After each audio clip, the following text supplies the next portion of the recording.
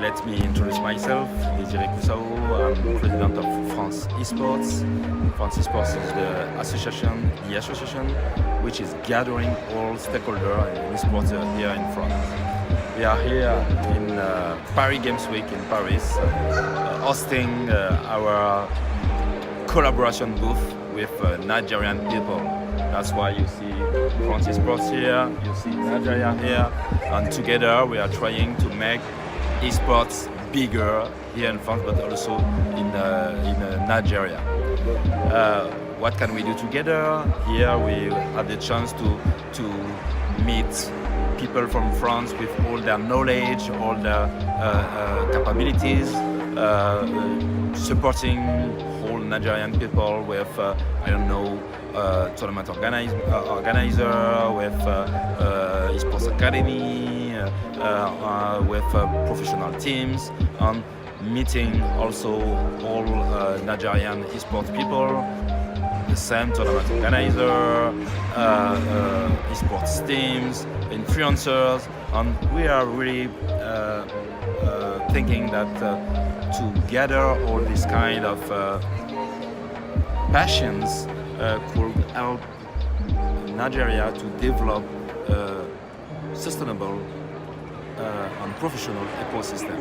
So that's why I think with friends' support we can build together something that could make Nigeria one of the most developed esports country in West Africa, and why not in the whole continent.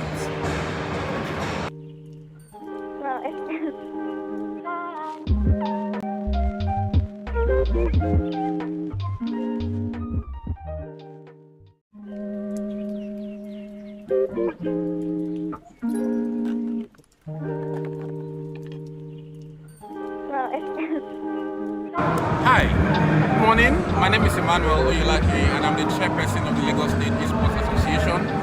We are here live at the Paris Games Week in Porte de Passy here in Paris, and we're here with the Nigerian contingent to this event. And what are we here to do? We're just here to seek opportunities, seek collaboration, see how we can grow the esports and gaming community in Lagos and Nigeria. You would agree with me that the community is huge in Nigeria, and there's a lot of opportunities there. And we thought to be here, with the support of the French Embassy in Nigeria and also the Lagos State Sports Commission and the Lagos State government, to come here to project Nigeria. Like you can see behind me, we have Nigeria. It is the Nigeria stand, and we have the major stakeholders from the Nigerian esports community, the likes of Gamer, Contender, Kucheza, 1080, which other brother would I mention, Zanoza, we're all here, bringing the Nigerian vibe, taking Nigeria to the world, showing them what we have, and also looking to attract a lot of attention and support for what we're doing back in Nigeria. I must say that the French Embassy in Nigeria have been very, very supportive, and also the French community here also. They have been super, super fantastic, all ensuring to make sure that we develop and grow our esports space in Nigeria. And I'm sure that at the end of this event, there's a lot of good things that will happen, with esports in Nigeria. There's a lot of conversations happening at very high levels, from government to government, from private organizations to private organizations, B2B and the likes, So it's just all good vibes, and good things are about to happen, once we're back in Nigeria from this event. Thank you.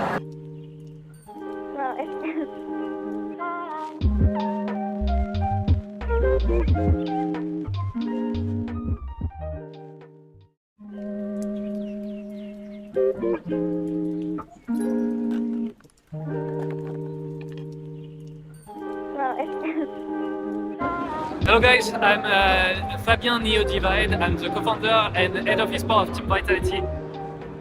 As you can look in the background, this is our stand in Paris Games Week. It's one of the biggest events in France dedicated to gaming and esports. It's been here for almost 10 years. Vitality has been founded 10 years ago also. I started when I was 15 years old. It was only like a neighborhood association with actually no fundings, no money. My mother was my accounting, so it was actually like homemade, super grassroots. I think we built a strategy. Just we wanted to surround players with the best infrastructure, best condition actually to be performant and to be at the top of their games. And all in all, we managed actually to convince sponsors, to convince medias to invest money, and then all in all, brick after bricks, we just build like a kind of empire, because right now we fundraise like almost 90 million euro in the space of 10 years. We are competing in all the biggest games in CS:GO, in all the biggest franchise. Same for League of Legends. We are in LEC with the biggest European championship. So basically, it's Cinderella tales, starting from nothing and achieving something. It's all about dedication, having people that understand and being aligned with your goals, and working and grind. That's all, guys. So keep it up. I think like Africa is the next big thing. We all know this, and just have fun, be passionate about what you are doing, and be good. That's all.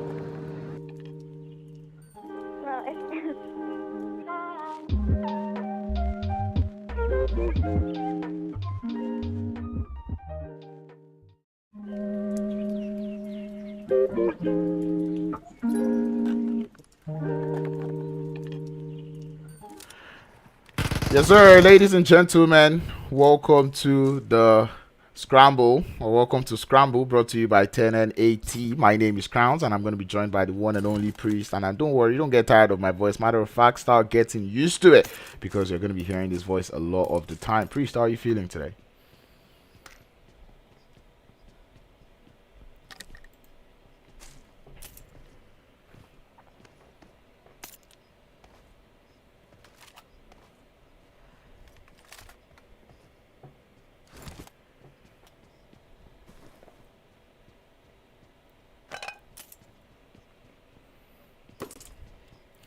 Definitely love to see it. One thing I don't love to see is the fact that I was dropping frames early on in this game, but I think we're Gucci now. We might just be fine. But anyway, engagement, is not something that we always shy off every Sundays, as we can already see fights getting started on that northeastern edge of the circle, where we've got the side of Harsh, our champions from last week, going up against Afro Esports in Kameshki.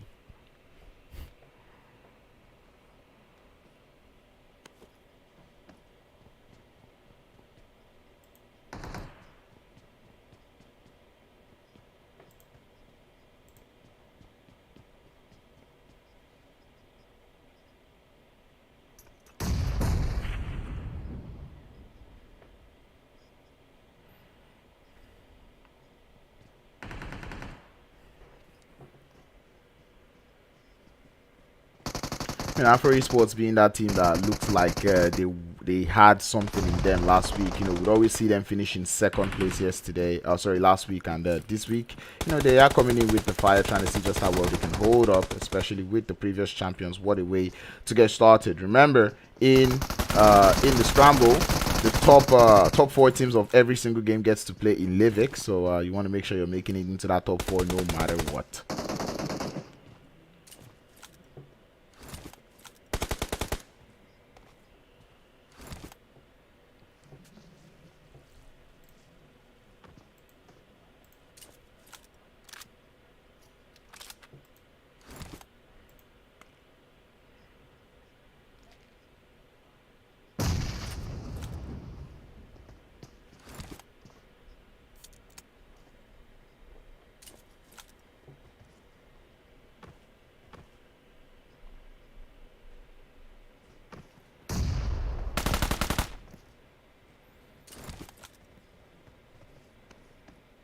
Enjoying the defense coming through from Rahashi Sports out here. As we can see, Pichu with the 100 IQ play is able to get one, but will go down himself. As the cover fire is excellent coming through from Corred. He's able to spot Hunter, who's laggy, and down goes Hunter with Neo now being the last player left for the side of Afro Esports. That revive has to come through, and Harsh Esports, they're not going to sleep on this knocks that they've gotten, as they'll be heading for that full send. Oh wait, what?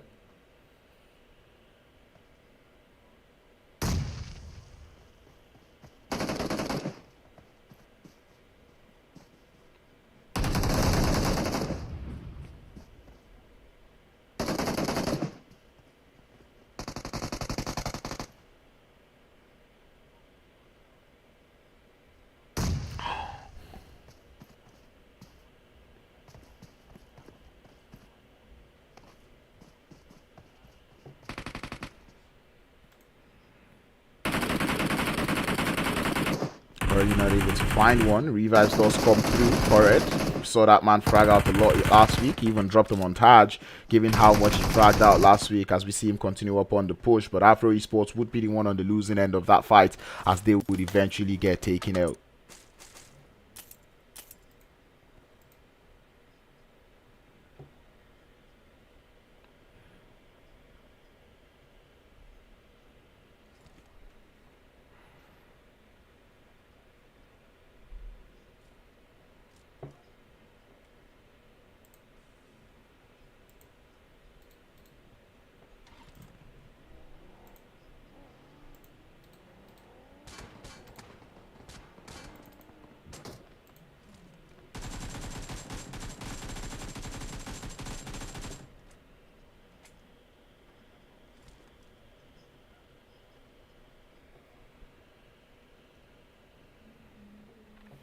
Well, Goth Esports also did lose too, so you can say it's kind of like a fair trade going on that side in the school area of the map.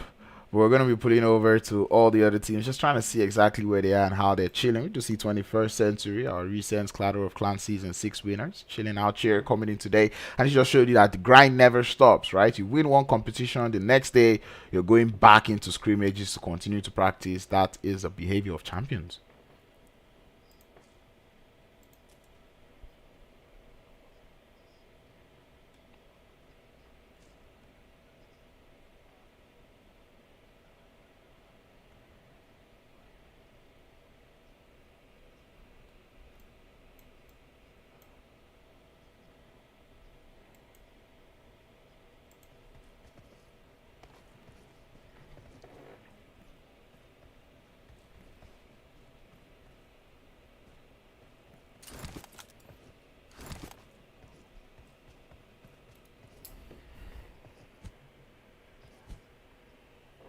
Exactly, the eagle in the chat is what we love to see. Goth Esports not quite able to catch a break yet, as they see the guys there from Disparaged find their way all to Rozhok. We all know Rozhok being that place where teams like to fight over, but you fight over a place that barely has any loot, you know, it's kind of sad.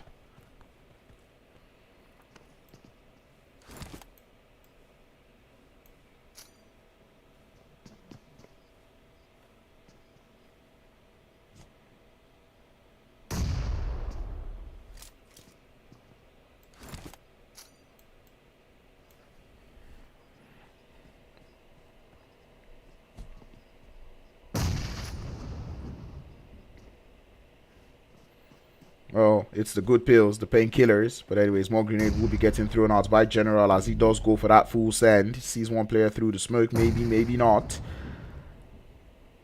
Sparish currently holding a very long split. Ahow! Shin goes for the camping strat, not quite able to get the knock, as he himself would get knocked. General not quite pulling that 360 quite alright, as he did get third party. I promise you, it was actually a third party that took out General there.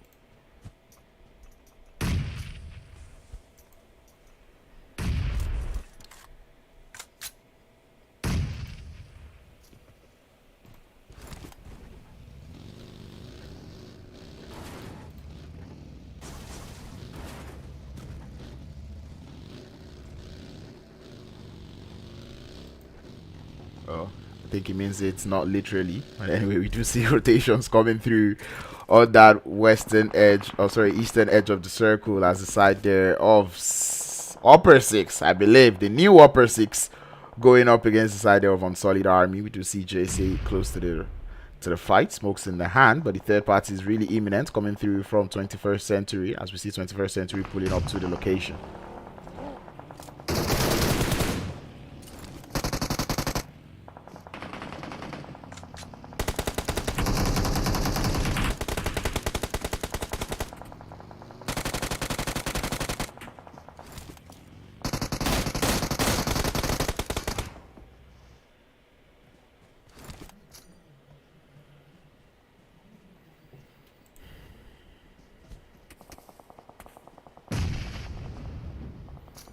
Oh, 21st Century, that comfort is being fought by the side there of upper 6 as the grenades do begin to ring through. Roy does get tagged up with the grenade. Here comes Lazy Boy, not quite able to get any of the shots to connect. As we see Psycho being the last player left, Matter does hit the deck too. 21st century instantly turning that disadvantage into an advantage. Drive through coming through, does get the run over, and it's wonderful from Quexa, the man who we've not really seen come through for the side of 21st. I mean, we didn't even see him at all in Clash of Clans, and this man, man, there's no 6-band, but they're doing it.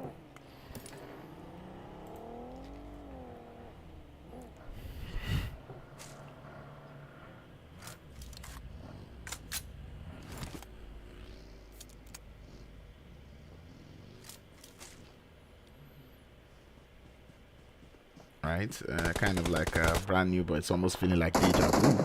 Anyway, we do see Cyclone. She lets some shots fly, and I know I'm lagging a little bit. I think I might just restart the stream after this game, so just relax, try to bear with us for now as we try to figure out exactly what is going on. I don't know why it's always on Sundays that they decide to come and attack me. Why is it Sundays?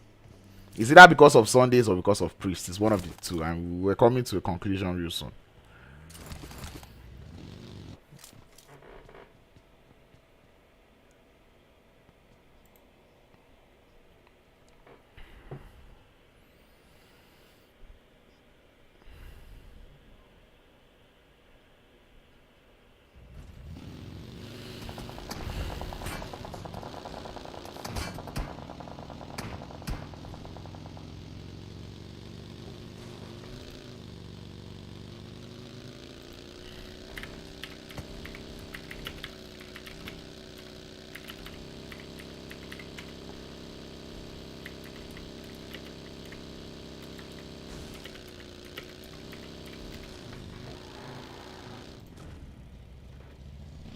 Well, if just escaping is going to be his thing, or if he's actually going to be able to survive for as long, that is one thing that we need to talk about. I mean, I want to actually talk to some of these players, kind of know what is going on in their headspace, especially when going to scrims now. Like, are you playing scrims with the mentality of, okay, the point system has changed now, let us start trying to play towards that, or are they actually just going to play it for, Scramble's sake, just try to make it into the top 4 so you can get to play Livik, or that's something I really want to know from the side of the players.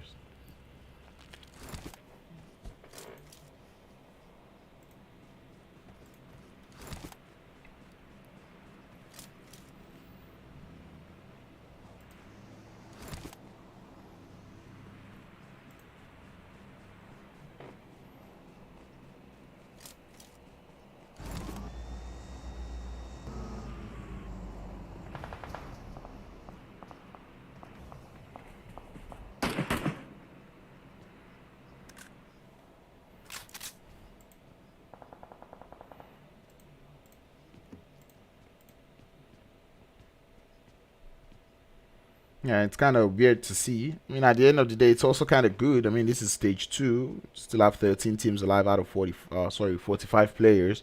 So, it's kind of good to stay alive at this point, try to gather as much information as possible. But, that zone is not the best. It's not the best as we continue to see that western shift come through. Infinity currently being favored by that zone as they sit on the north and the side there of N4M, the team that I'm not too familiar with, but actually that's Team Oxygen, sorry, out there on the eastern side of that circle, new circle, out there chilling in the quarry area of the map.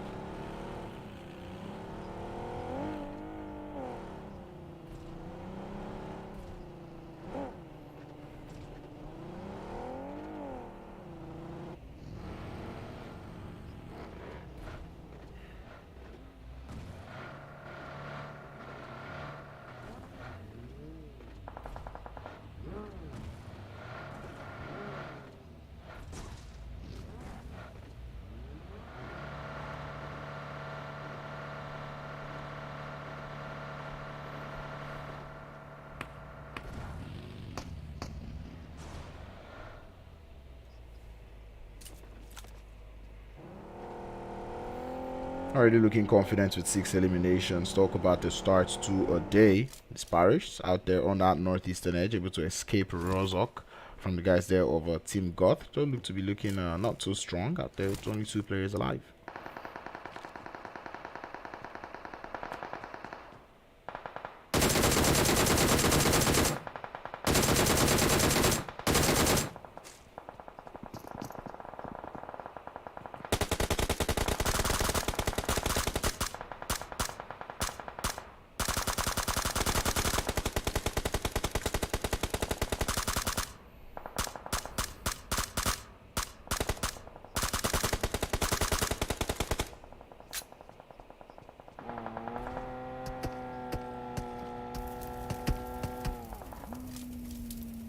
Actually basically started getting that new interest for suppressors. Keeps you a little bit incognito. I mean, it fucks up your recoil a lot though, but still, you know, once a potato, always a potato. Whether the whether the suppressor helps it or it doesn't help it, we just use it.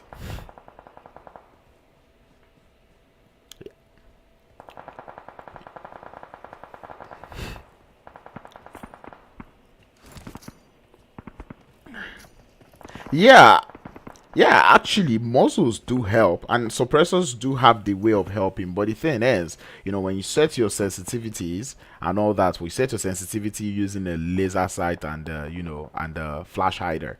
It's different from when you set it using a vertical grip and a suppressor, because you know the suppressor has this is it a downward recoil it adds to it, or upward recoil? So it's all the situation of how you set your sensitivity. Yeah, it does have a change, but you know, if you can account for that recoil shake that, you know, the suppressor is giving, you should be fine. Because you know, we see some players use the suppressor spray smoothly, and we see some players use you know, other, or those same players use other muzzles, and you know, it's just as smooth.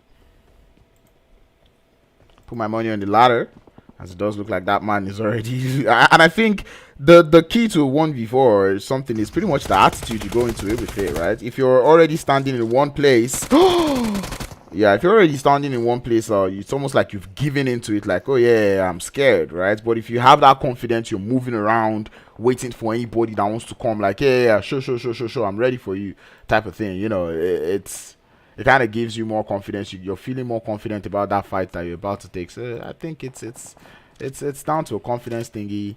And seeing the way that player there from Oxygen was, it was almost like he had given up the fight even before the fight started.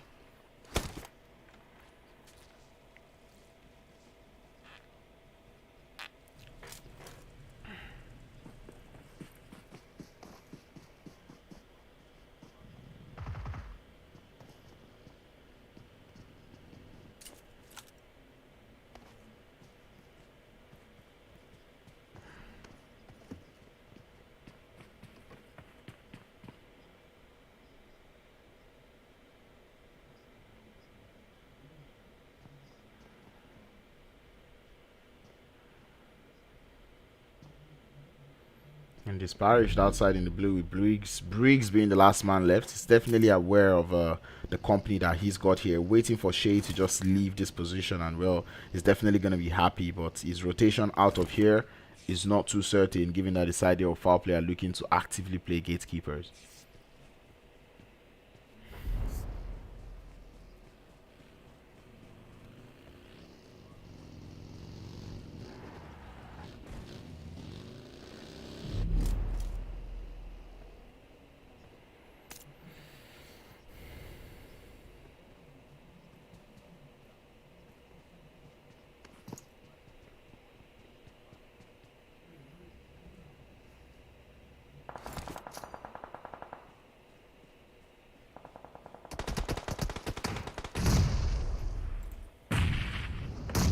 Anyway, we do see the guys there from 21st Century and their OP split out there on that northern side. Quexa being the only one holding it up against the side of Infinity.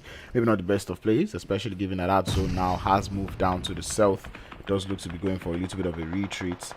On his foot, control and a JP, like we like to call it. The cover fire is actually wonderful coming through from the side of 21st.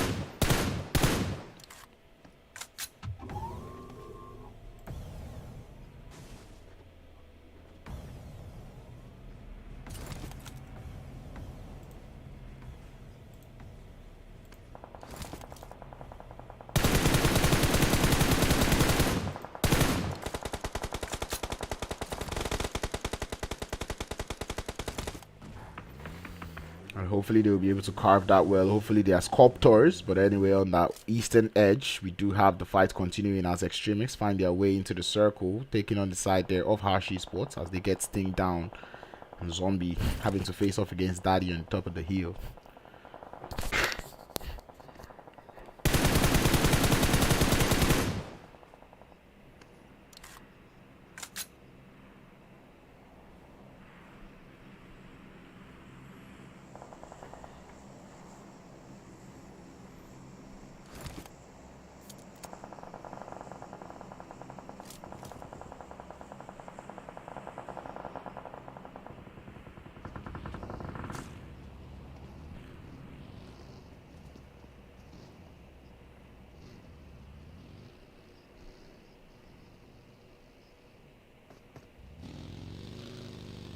Side of No Rage Sports leaving the fights that they had on that south, looking to go into foreign regions. That's kind of weird, like I'm a fan of, you get the information on one place, you stay in that place till you're able to do something, right? Not leave the devil that you know for the angel you don't know, because we see them going for that rotation up onto the north, but it's pretty much just open fields at this point on, and you can just see them, rotation may work out, but at the same time you're going into foreign areas.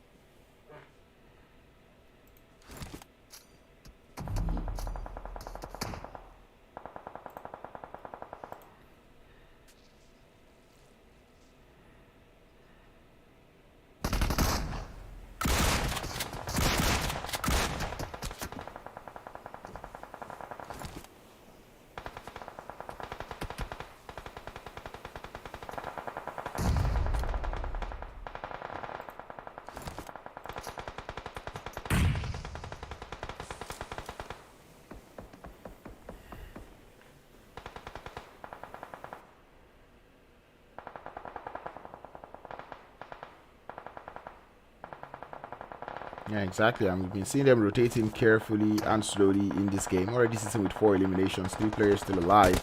They're looking solid. But speaking of solid, 21st Century with 11 eliminations already going into this game, as they're sitting on that western edge of the circle, taking on the fight onto the side there of Team IC.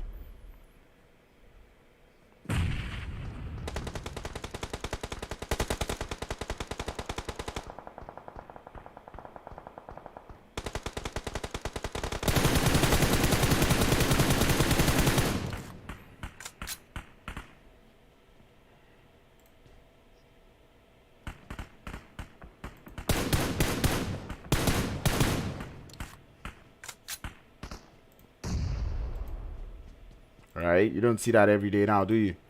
But anyway,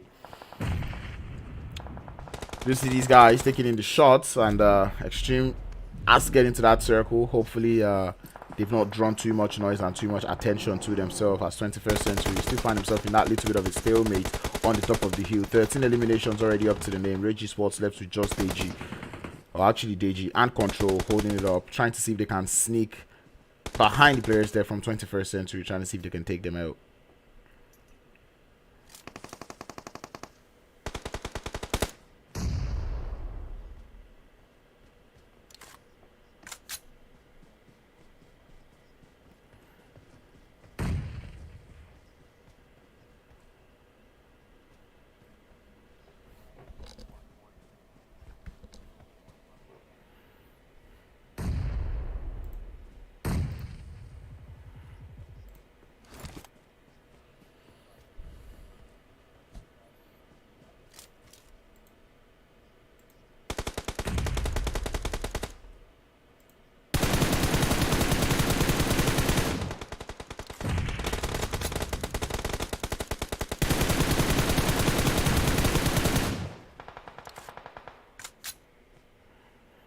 Exactly. Going out now to determine if you qualify straight into that Sandhawk game or not.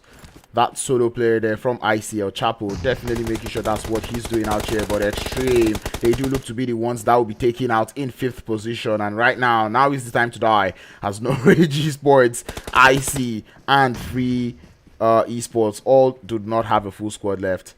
21st Century looking to enjoy this game. 17 eliminations already up to their name. Quacksound 8, Baby on 4. Make that 5 now as they increase that elimination count. They are onto something going into this game. 19 elimination. Baby continues. Quacksound there on that southwestern edge. Sees the players there from Rage Esports or No Rage Esports, and he's going to find them. Jiggling onto the shots. Goes down for the drop shots. Quite able to get one. And JG is going to be left over to Agathe to handle, as we can see the nade pin being pulled. 21st Century, 20 eliminations, and they want to make it 21. The grenade from Agathe lands close to Deji. It is wonderful.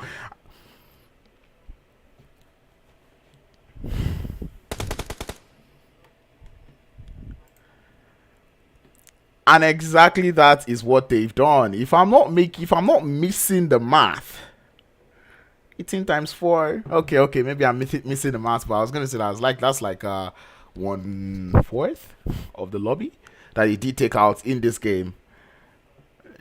There we go. Cause I wasn't too sure of that math. But anyway, no. I think we had like 70 players start, right? I think there's 18 teams, right? Yeah, 16 will be 64, right? Then 68, then 72. Yeah, 72. Yeah, basically, I think we're about 1/3.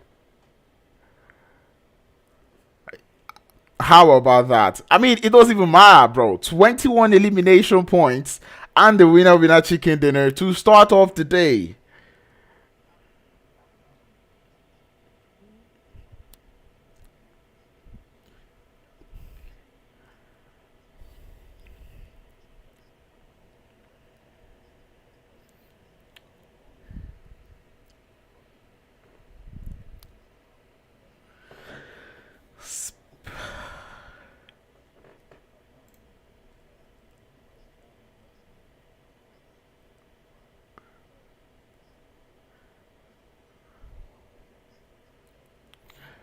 Well, 4th place is Free Esports out there with 4 elimination points. Extreme in 5th place with 5. Decide there of Harsh Esports in 6th place with 3. Extremist in 7th place with 4. This guy there of Vibe Gaming in 8th place with 2.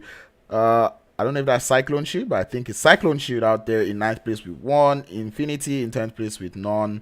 Foul Play in 11th with 4. Disparaged in 12th with 1. You know, Oxygen. And I think from here onwards, we know they're definitely not making it into the Livic game. So we know our 4 teams that are already in there. Team IC, Decider of No Rage, 21st Century, and the players there from Free Esports. What a way to start the day, Priest. Man, 21 elimination from 21st Century. Man, if they get 22, it's wrong. It had to be 21.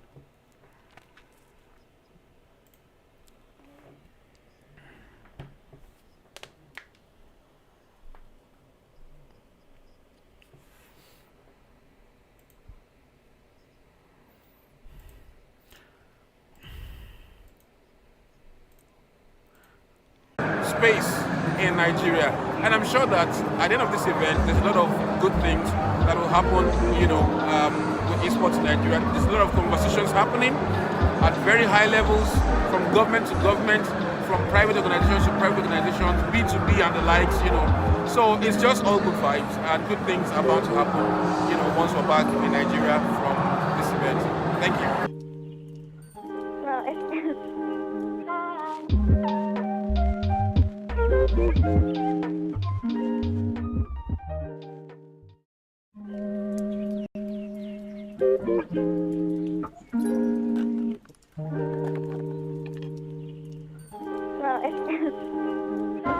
Hello guys, I'm Fabien Neo Divide. I'm the co-founder and head of Esports of Team Vitality. As you can look in the background, this is our stand in Paris Games Week. It's one of the biggest events in France dedicated to gaming and esports. It's been here for almost 10 years. Vitality has been founded 10 years ago also. I started when I was 15 years old. It was only like a neighborhood association with actually no fundings, no money. My mother was my accounting, so it was actually like homemade, super grassroots. I think we built a strategy. Just we wanted to surround players with the best infrastructure, best condition actually to be performant and to be at the top of their games. And all in all, we managed actually to convince sponsors, to convince medias to invest money, and then all in all, brick after bricks, we just build like a kind of empire, because right now we fundraise like almost 90 million euro in the space of 10 years. We are competing in all the biggest games in CS:GO, in all the biggest franchise. Same for League of Legends. We are in LEC with the biggest European championship. So basically, it's Cinderella tales, starting from nothing and achieving something. It's all about dedication, having people that understand and being aligned with your goals and working and grind. That's all. Ready. All right, ladies and gentlemen, now you should hear Priest, now you should hear me. My fault, take it. Now you should see the stream clearly. Let's get on to it. Second game of the day, and I know you missed it. 21st century players are probably the most annoyed people on the stream right now, because bro, that was 21 eliminations, and bro, all they could just hear was my voice actually casting it. But they couldn't see it all clearly. But yeah, how are you feeling for this next game now, Priest? Well, after what we just watched, we just saw 21st century give us 21 bodies. So hopefully they can do it again, because like I said in the last game, they are absolutely phenomenal. They are on a high right now. They just came off of winning a major tournament, and they've even been cooking new players. You can see Quexa, a brand new player for them, and looks like he's just going to be a new addition to the roster, and looks like he's going to be very, very permanent. And he's showing us what he's capable of. So I'm hoping to see more from him as this game, progresses. Yep, I hope so too. I'm actually appealing to all of you in the stream chats, but I don't know why you're angry. On the normal ground, your scrims will not be streamed. So rest. Jesus. Anyway, Free Esports already finding themselves in a hot drop against the side of Unsolid Army out there in San Martin, where we can see the full squad of Unsolid Army trying to see if they can get themselves looted up. Pistols in the hands of everybody right now, so not too fun. Yeah, you can see in Team Infinity, they already have that first elimination for themselves. It is looking very, very, very fun. But then we are switching over to the guys from Cyclone Shield. He's looking very, very interesting. You can see Roach trying to find a little angle there. He has that Uzi in his hand. He has someone jump from on top there. I believe this is Afro Esports, so it's a 1v1. Peeks in the left-hand side, tries to get a knock on him. The health is full.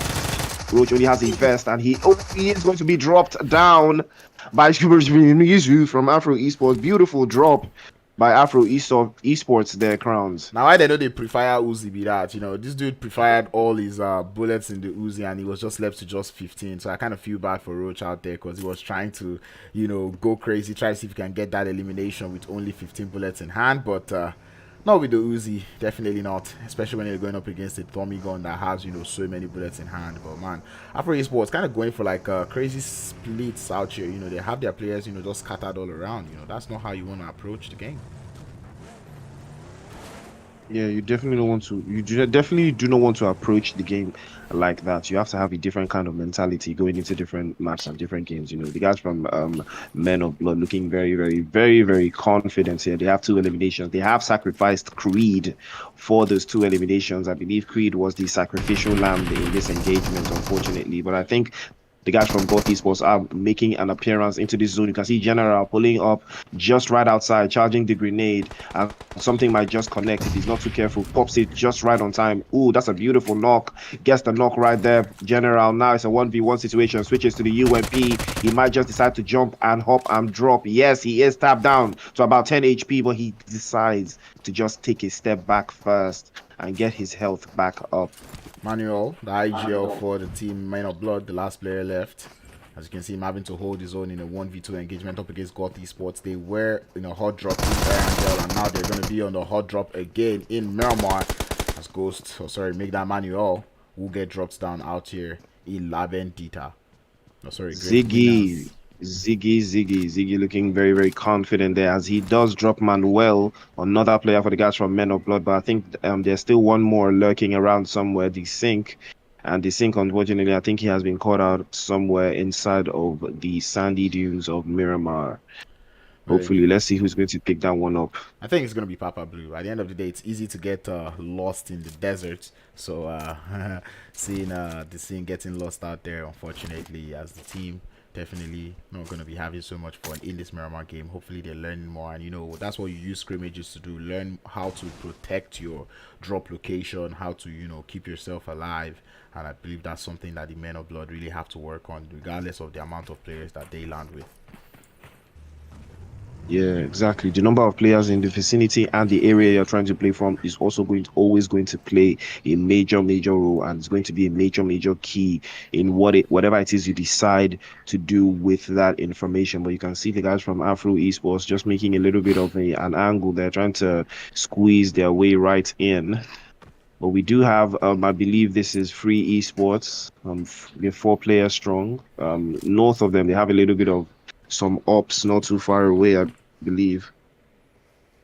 Was that on Solid Army? Okay, it's on Solid Army. Yep. Out here in San Martin, they do look to be chilling a little bit. Maybe not exchanging a couple of shots just yet. Still playing it a little bit quiet, just pre-firing, letting everybody know. I do see this in North America. When there's a hot drop, and teams are like on polar opposite sides of the drop location, they start to like shoot their guns in a rhythm, something like bam, bam, bam, bam, bam, bam, bam, and then the other team is going to reciprocate it, doing the same thing, pam, pam, pam, pam, kind of like call outs, and I think that's one of the purposes of scrims. You want to have as much fun as possible while still trying to learn. At least if you're not going to push yourself, you might as well have fun. Exactly. I mean, give us some interesting content.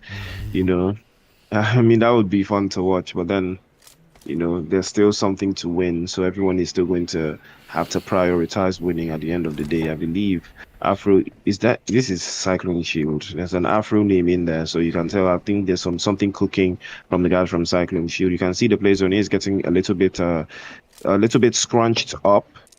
He's getting a little bit scrunched up inside there, so some violence is cooking. 21st century. The team of the moment, the team to watch right now.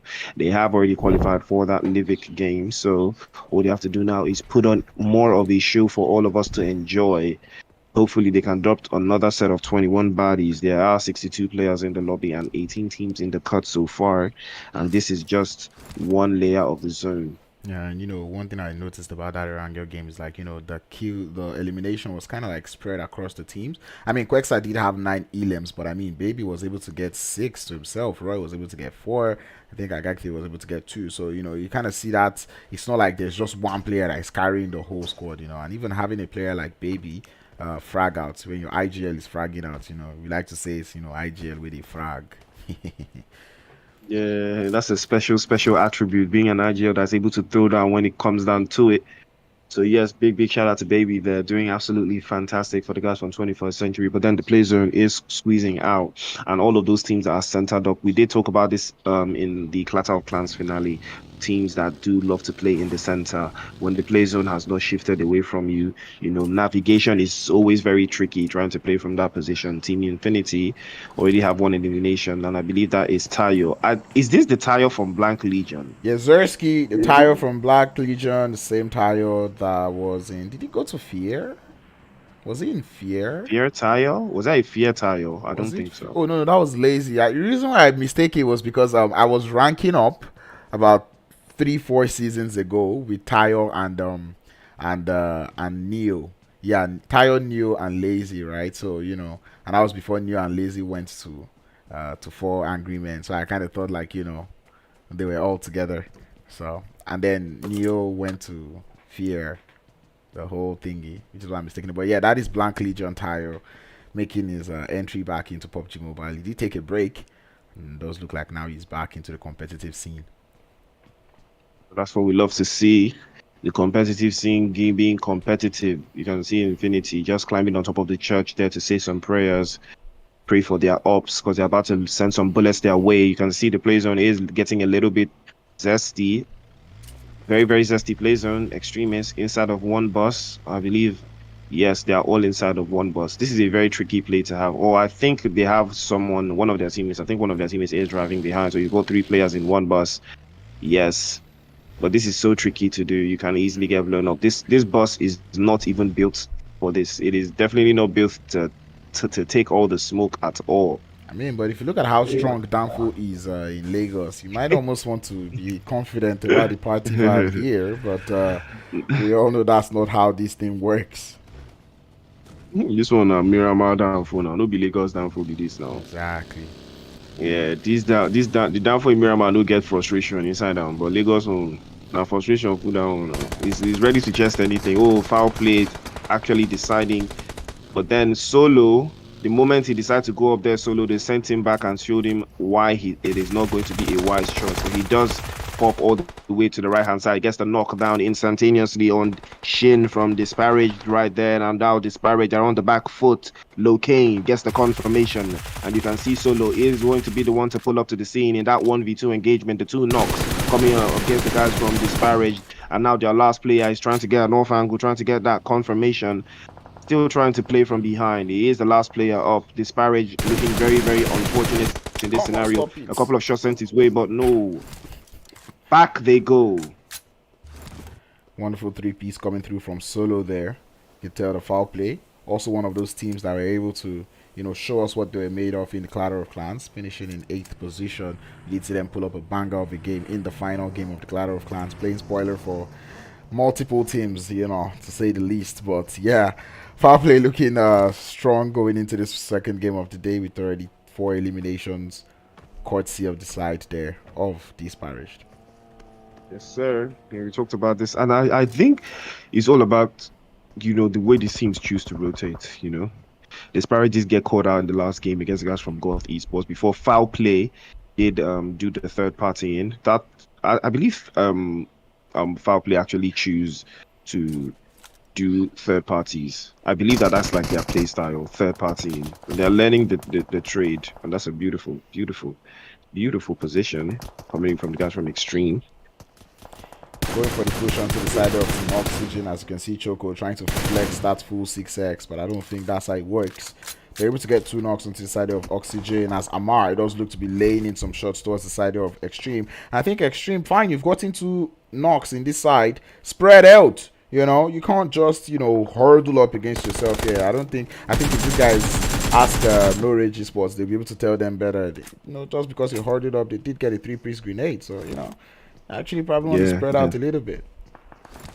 Yeah, you do have to spread out, just to give your opponents confusions, so they will not know exactly where you want to attack from. You can see Sneak trying to sneak in those Molotovs into the window there, trying to get an angle. But that's a beautiful reply from Masu there. Beautiful reply immediately, but he is going to get cut down immediately as well. But that's a beautiful reply. The guys from Extreme keep holding down the fort, 1 elimination apiece for each player. Talk about balance. Coming through from the side there of Extreme Esports, Sean X, not quite able to hold it up in that 1v1, but thankfully his teammate Choco was there to save him, pull him out of the trenches, let him stop seeing that light. Side there of Free Esports, still out here in that stalemate with Unsolid Army, and this is one of the things I don't support. Once you're already in a drop location, unless you're boxed, of which none of these teams are, get out of there. There's no point wasting time out here chilling, given that whoever you're playing against is not willing to push you, and you yourself, you're not willing to push, because these are just stray knocks everywhere. Getting a knock, you're not able to go for the full send because obviously you're playing it a little too passively. So on Solid Army, Free Esports, find your rhythm, get out of there. Yeah, it's really about finding your rhythm here. At this stage of the game, you have to have a plan. You have to execute that plan. You have to stay on cue, and that is the way to be successful. You can see the guys from Team Infinity, 1 elimination has turned to 3, and I think they have the guys from Afro Esports in their sides right now. Speaking of Tayo, he does have 2 eliminations to his name, and he's looking to get some more. Afro Esports still the ones trying to get an angle there. A couple of shots being sent his way. That's a beautiful spray from the guys from Team Infinity, and this might just be enough. Oh, he peaks just a little bit too long, but the Molotov just go out right in time. Neo giving himself a self-nade there, making things easy for the champ as he's going to come through for the confirm. Neo trying his possible best to deny that elimination, but champ definitely wants it. He's able to get that one. They know who they're up against now, as Afro Esports find themselves on the back foot, created by themselves, shooting themselves in the leg, more like grenading themselves, as they now have to commit to the full fight. Yes, they do have to commit. Ooh, that's a nice one from Peachy there. He does get the knock, the first knock. He might just get the next one indeed. This Afro man, Esports looking very, very comfortable from this position. that man is definitely related to Spider-Man, because what a play. He vaulted off the vehicle. Like, he literally jumped off this vehicle to make it upstairs. Right, he climbs upstairs and then, you know, just comes in from behind, and this is where we start to talk about the headphones. But anyway, Peachy is good for 2. He's getting camped up on the angle as cover fire is also coming in through, but that man low on HP has to hold this up as Tayo is the last player left for Team Infinity. In Infinity, unfortunately for them, Tayo is the last one up. He should be able to get his health back up as the rest of the team for the guys from Afro Esports are trying to find a position to play from. He does pop a smoke just right in front of himself to get some angles, but then he might just get overwhelmed this time around. He jumps, he peeks, but no, he is going to be sent back into the lobby by Afro Esports and Peachy. Absolutely peachy performance from him. He has been absolutely brilliant in this engagement. I think that was all just down to, you know, knowledge of the game, right? Because you could just see that it was just because he knew how to get into that video and was being sneaky enough in the compounds, and that was what got him, you know, those eliminations. General White finding himself in between a rock and a hard place. You could just see that little bit of a bargain. Who knocked you is not who thirsted you type of situation. He did get knocked by extremists, but got thirsted by the side there of foul play, best in third party. You know, and we talked about this foul play and the ability to use the third-party centrals, but then the guys from Extremists, they are already up there with a couple of eliminations under their belt, or a couple of knocks rather under their belt, but no eliminations just yet. But they have been getting to some action. Speaking of action, No Rage Esports, it looks like they might be in some action themselves. They are playing from a little bit of that northwestern position, I believe, trying to find a place inside of the zone from the north. And you can see foul play now being the ones to decide. Oh, that's a beautiful cover fire coming in from the Extremists there. They sent PlayStation 5 down to his knees, and now his teammates are trying to rally around, find a position to heal him from PlayStation 5. He's going to be revived by Solo if he's going to be careful enough. For the grenade is going to come outside. They're trying to find a position, but the confirmation by another grenade comes right through Crowns. Well, Solo is able to make his mark on the side of Extremist, gets one elimination, sorry, gets one knock onto Zombie, and it does look like he wants to YOLO this thing, as you can see him just out there sending more uncooked grenades. And this is what I love, right? Those nades that are not cooked, just trying to destabilize the team, you know, throw the grenades in every single room in such a way like there's no room for you to run to, and he would eventually get one up onto Sneak. And that's what I was saying about throwing those uncooked grenades. You know, if you're able to do it in the right situations, it will just play out well for you. You know, confuse your enemy, chunk a grenade into almost every room, that regardless of the room you want to run to, you go enter one. Yes sir, we call it spamming. Ooh, we call it spamming. Ooh, Shaik gets the first knock again, heads behind the vehicle right there, pops a couple of shots again to the left hand side. He might just get this knock. He pops, he bends, he tries, he does get it down. Shaik just too OP. We've seen this man show us his prowess when it comes to the long-range engagements. We've seen him in mid-range, and that was excellent CQC coming through from him as he's able to down run. He stands up a little as his Sean X would be the one to follow down. And he's to get the confirmation, but no sounds the alarm into his ears. Sound able to show that he's also got what he takes, able to down 2 players there from foul play. He's down to the final player, which is going to be Locane, to kind of hold down the fort for foul play. As you can just see Sound trying to play it a little bit carefully, going in for the push. He knows that revive is coming through, but the revive has come through excellently, and Sound finds himself now in a 1v2. Oh, Sound needs to be careful. It's a 1v2 situation. The health bars are not to be trifled around with. Now it's an easy 1v2 situation for real. Locane spots him, sends him down to about 10 HP. He's all left to Solo. Solo has to make the right call. This time around, it's a 1v1. The health bars for Sound is not looking too good, but he pops right through. He is going to be dropped down by Solo. Solo, one-man army, sends the guys from Extreme back into the lobby.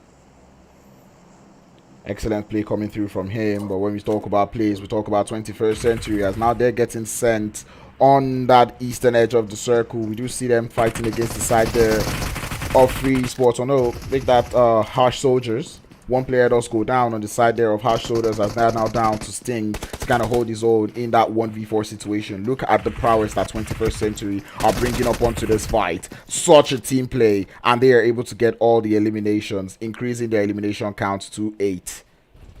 21st century. Are they gonna drop 21 bodies again? Speaking of 21, we do have 21 players in the lobby and 9 teams left. All you have to do is survive to the top four. 21st century are doing amazingly so far. But now the guys from Goth Esports, Ziggy, is peeking out the window trying to find out where the ops are from. But then let's not forget about foul play. The first team to do double digits. They've been fighting and fighting for so long, but it doesn't mean anything. If they cannot crack that top four, they have 15 eliminations.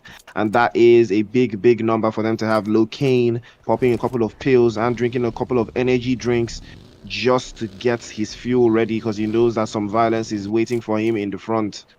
Oh, definitely knows that is what is up. Looks like the side there. Looks like the side there of foul play looking to break 21st century's record. They're already sitting on 15 elims, and it does look like they might want more. Madra's head has been spotted, but he's not quite able to get down as Hunter lets some shots fly towards that location. It's funny why he's pushing with his foot, given that he has a buggy behind him, but you know, let me not talk before they say crowns again. Oh, P-Nade! Oh, that's a beautiful grenade by Hunter. Hunter stays hunting and he might just cook the next one. They should not let him cook. Don't let him cook.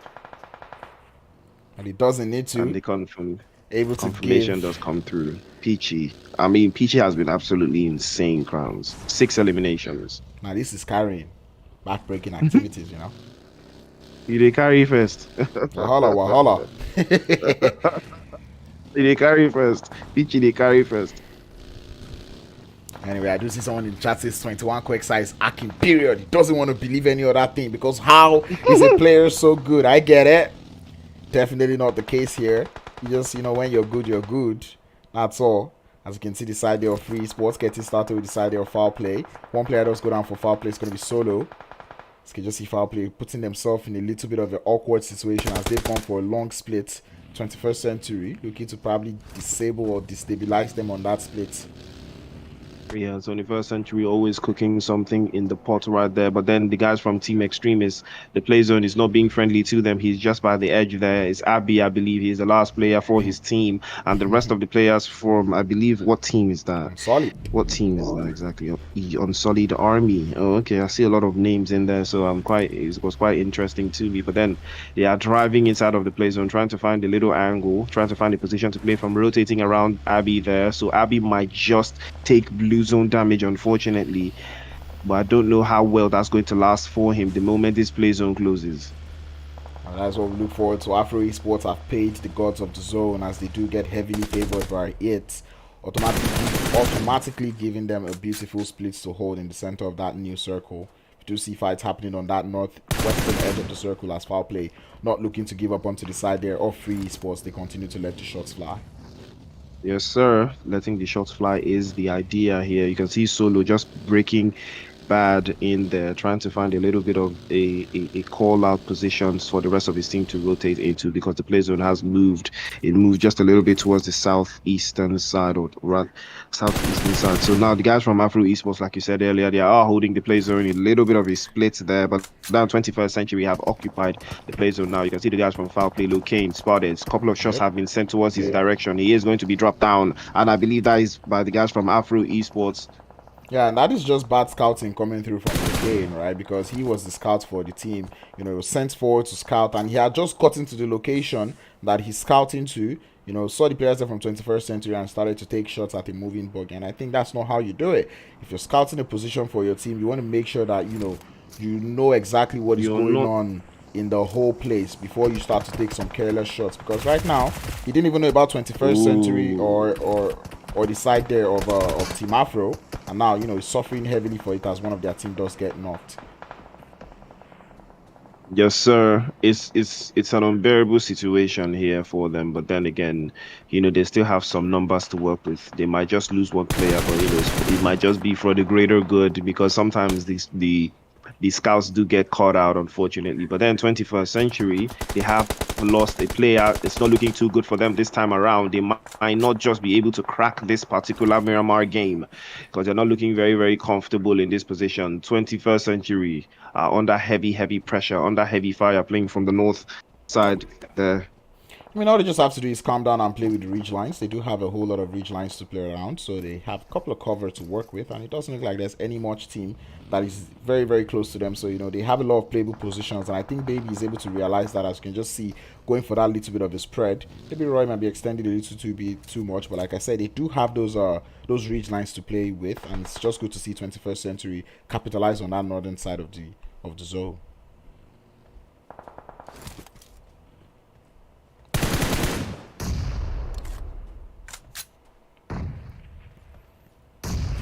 You'll see players actually going out to that blue zone. As you can see, foul play. They've spotted the players there from 21st Century. Roy not quite parking his vehicle quite alright.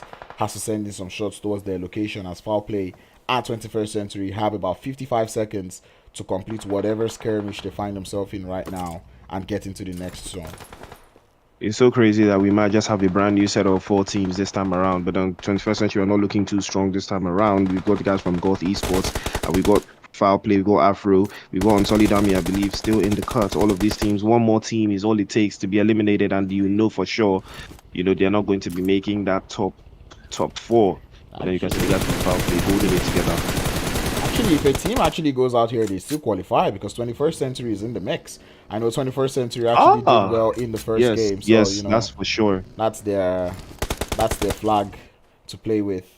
But anyways, on Solid Arm, you need to get those elimination points up. As we see them with only one elimination at the moment. Going for that full send onto that eastern edge of the circle. Afro Esports left with Hunter to just hold on his own. Or actually, Hunter only in the circle. And this is where it starts to get crazy. 21st Century gets into the full engagement with the side of foul play. But they do not have that high ground advantage that foul play does. So they find themselves at a disadvantage, as there's only so much they can peak.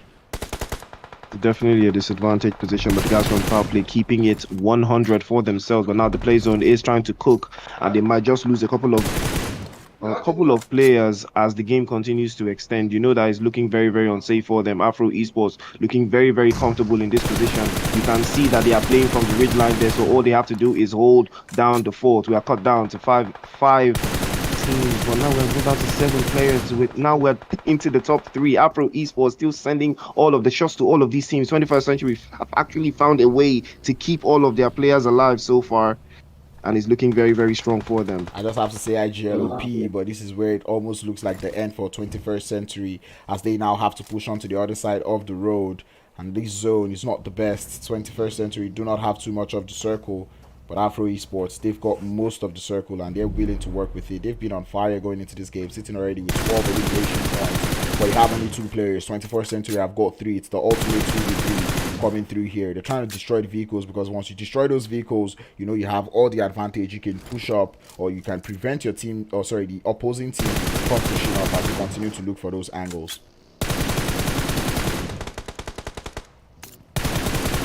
Roy able to make it to the side, able to find himself that angle, as Agathe will get dropped down to a slither of HP. Roy is also very low on HP as grenades get sent his way. It's a good one. He gets the bounce, but not quite able to get the knock. Maybe needs to get Levi, but Agathe, as Roy does get taken out, and Afro Esports looking stronger and stronger. Grenades, Molotovs being sent out by Hunter, and it's only a matter of time. If he gets that spread, that's a GG's. He does get the spread. Baby does get confirmed. Agathe drops to the deck, doesn't have the zone advantage, gets 1, but he's not good for 2, as she would eventually get dropped in second place. Afro Esports, they came so close since last week. They had been finishing in second place, but they've come into today's game to show that, second place is not what we want. We can get that winner chicken dinner, and indeed they do, with 13 eliminations to go alongside. Make that 14 eliminations to go alongside it.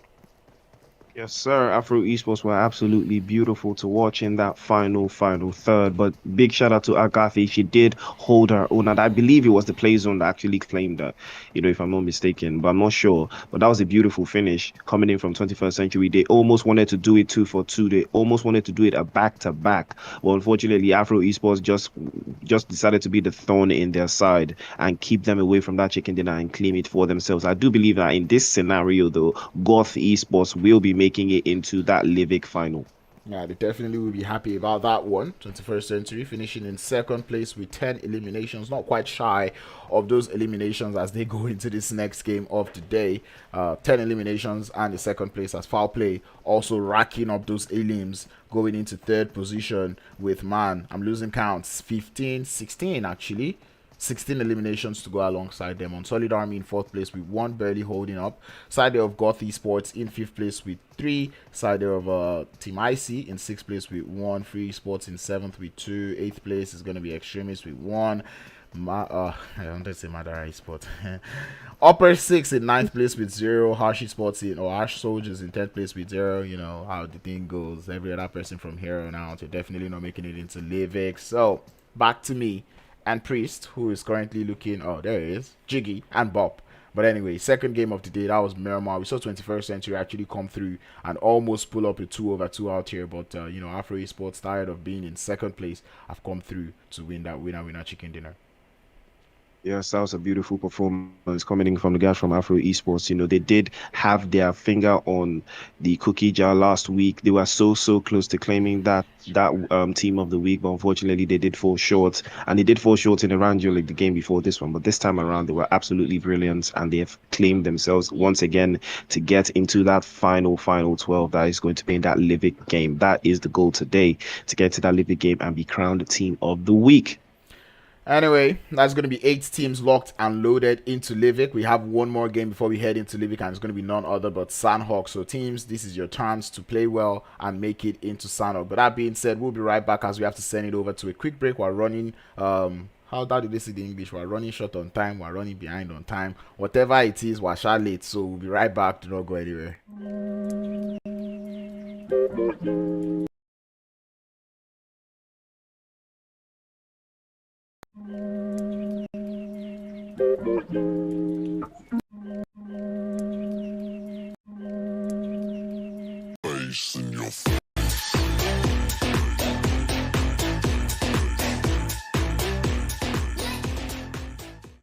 Hello guys, my name is IOTG Oluwashom.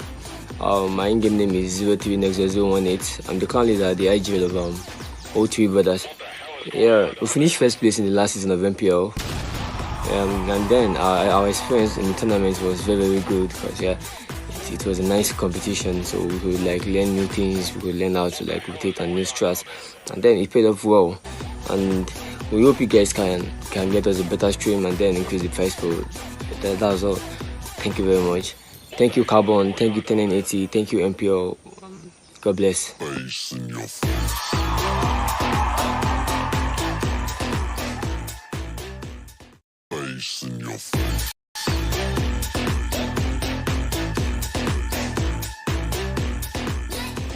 What's up everybody, my name is Oladil Adamola. Most of you all know me as Beko. I'm a player for Citizens Esports. We finished 5th in the recently concluded NPL Season 5. It was a great experience. It was a pleasure killing each and every one of y'all, so it was worth it. What I'm expecting in the coming seasons, obviously better streams, better production and better teams.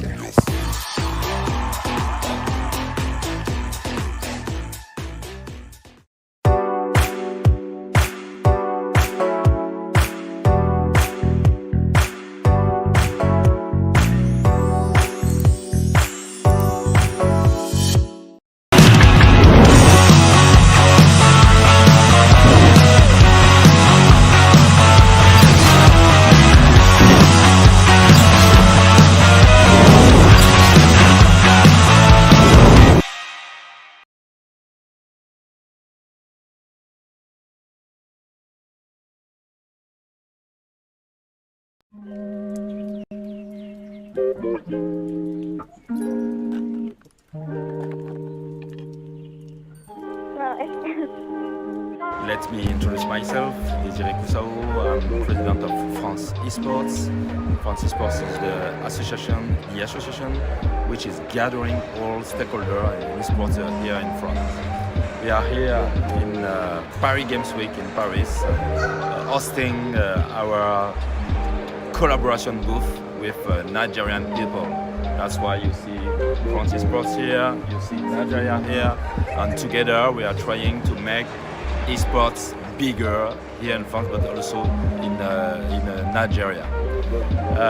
What can we do together? Here we have the chance to meet people from France with all their knowledge, all their capabilities, supporting whole Nigerian people with tournament organizer, with esports academy, with professional teams, and meeting also all Nigerian esports people, the same tournament organizer, esports teams, influencers, and we are really thinking that to gather all these kind of passions could help Nigeria to develop a sustainable and professional ecosystem.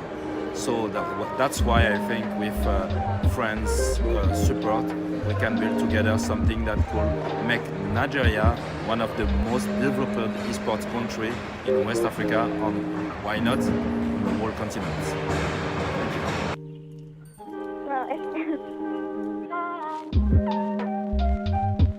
Thank you.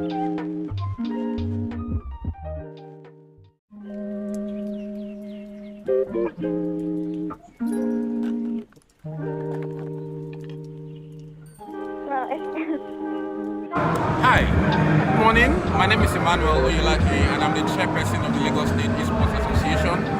We are here live at the Paris Games Week in Porte de Passy, here in Paris. And we're here with the Nigerian contingent to this event. And what are we here to do? We're just here to seek opportunities, seek collaboration, see how we can grow the esports and gaming community in Lagos and Nigeria. You would agree with me that the community is huge in Nigeria, and there's a lot of opportunities there. And we thought to be here, with the support of the French Embassy in Nigeria and also the Lagos State Sports Commission and the Lagos State government, to come here to project Nigeria. Like you can see behind me, we have Nigeria. It is the Nigeria stand, and we have the major stakeholders from the Nigerian esports community, the likes of Gamer, Contender, Kucheza, 1080, which other brother would I mention, Zanoza, we're all here, bringing the Nigerian vibe, taking Nigeria to the world, showing them what we have, and also looking to attract a lot of attention and support for what we're doing back in Nigeria. I must say that the French Embassy in Nigeria have been very, very supportive, and also the French community here also. They have been super, super fantastic, all ensuring to make sure that we develop and grow our esports space in Nigeria.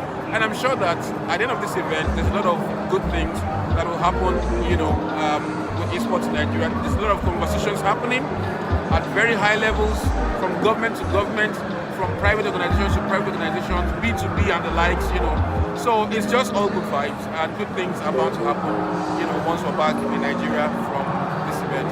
Thank you.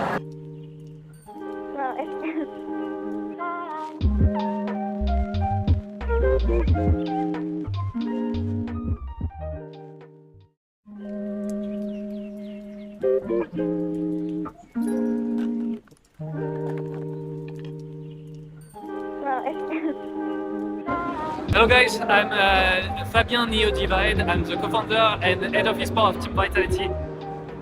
As you can look in the background, this is our stand in Paris Games Week. It's one of the biggest events in France dedicated to gaming and esports. It's been here for almost 10 years. Vitality has been founded 10 years ago also. I started when I was 15 years old. It was only like a neighborhood association with actually no fundings, no money. My mother was my accounting, so it was actually like homemade, super grassroots. I think we built a strategy. We wanted to surround players with the best infrastructure, best condition actually to be performant and to be at the top of their games. And all in all, we managed actually to convince sponsors, to convince medias to invest money, and then all in all, brick after bricks, we just build like a kind of empire, because right now we fundraise like almost 90 million euro in the space of 10 years. we are competing in all the biggest games in CS:GO, in all the biggest franchise. Same for League of Legends. We are in LEC with the biggest European championship. So basically, it's Cinderella tales, you know, starting from nothing and achieving something. It's all about dedication, having people that understand and being aligned with your goals and working and grind. That's all, guys. So keep it up. I think like Africa is the next big thing. We all know this, and just have fun, be passionate about what you are doing, and be good. That's all.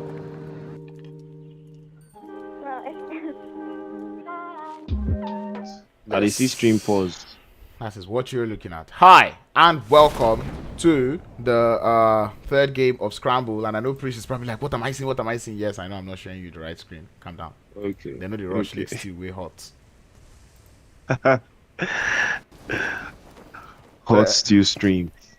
Welcome to Sandhawk, ladies and gentlemen. We can already see all of these teams landing. 64 teams locked and loaded. Almost like your regulars. We already see fights in our central area. It's going to be none of that but Bootcamp. After Esports finding itself in the side there of the Spirish. That shots will continue to ring out one after the other. The Spirish now losing one more player, as they're not looking to hold this one quite nicely. You know, the funny thing is, if Citizens were here, that would have been more teams out here in Bootcamp.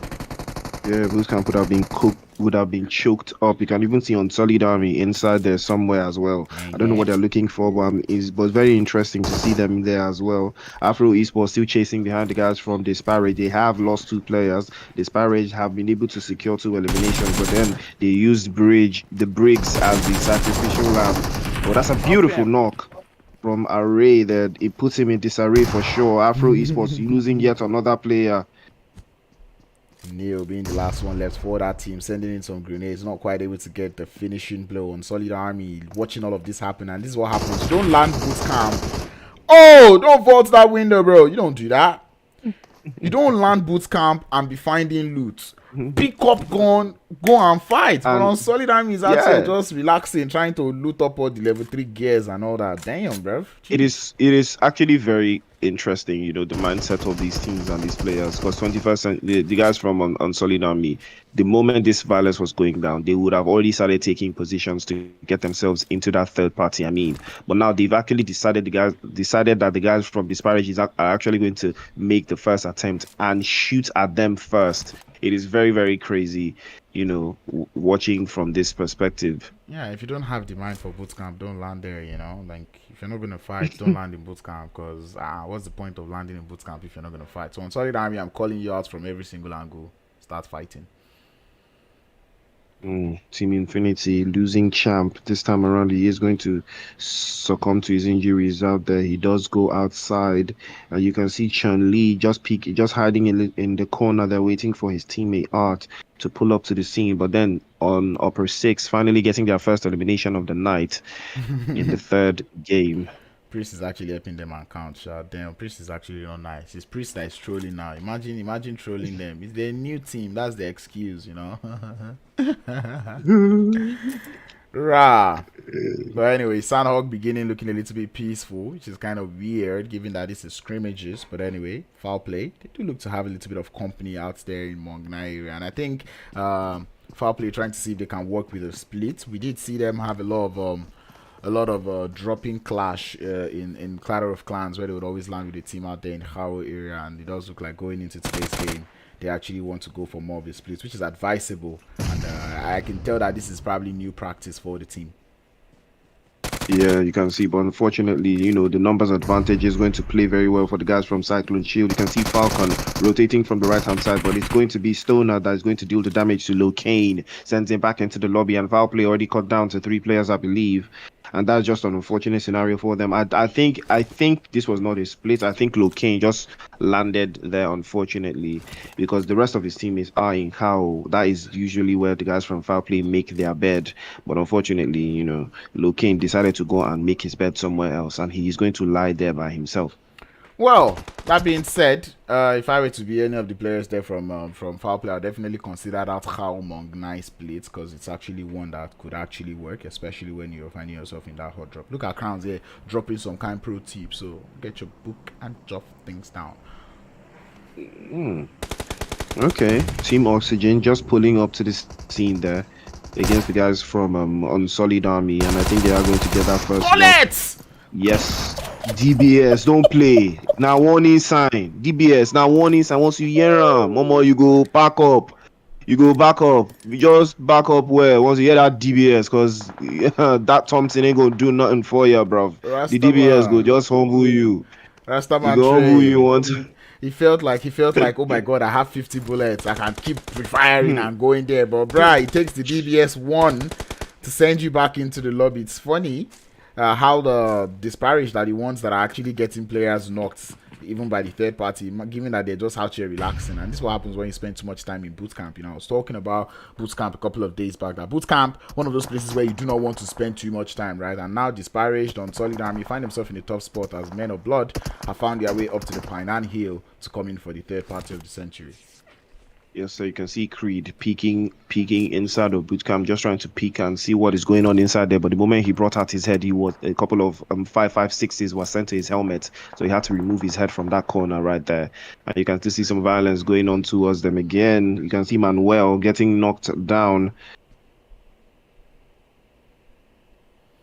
So out there on the shorelines, getting a little bit exposed. The zone, one of those zones where you have to pick apart. If I were to be the side of Harsh Soldiers, I'll be looking for a way to get as close to the trifecta as possible. And I think that's what the guys there from Men of Blood are also trying to do, as we see the side there of Oxygen drawn closer and closer to the players there from Unsolid Army.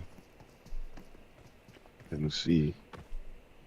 You know, it's very interesting though, because I mean, I was thinking Unsolid Army would easily, you know, top into the third party and be very, very, very comfortable playing from that position. They did have the middle building. They did have all the angles covered.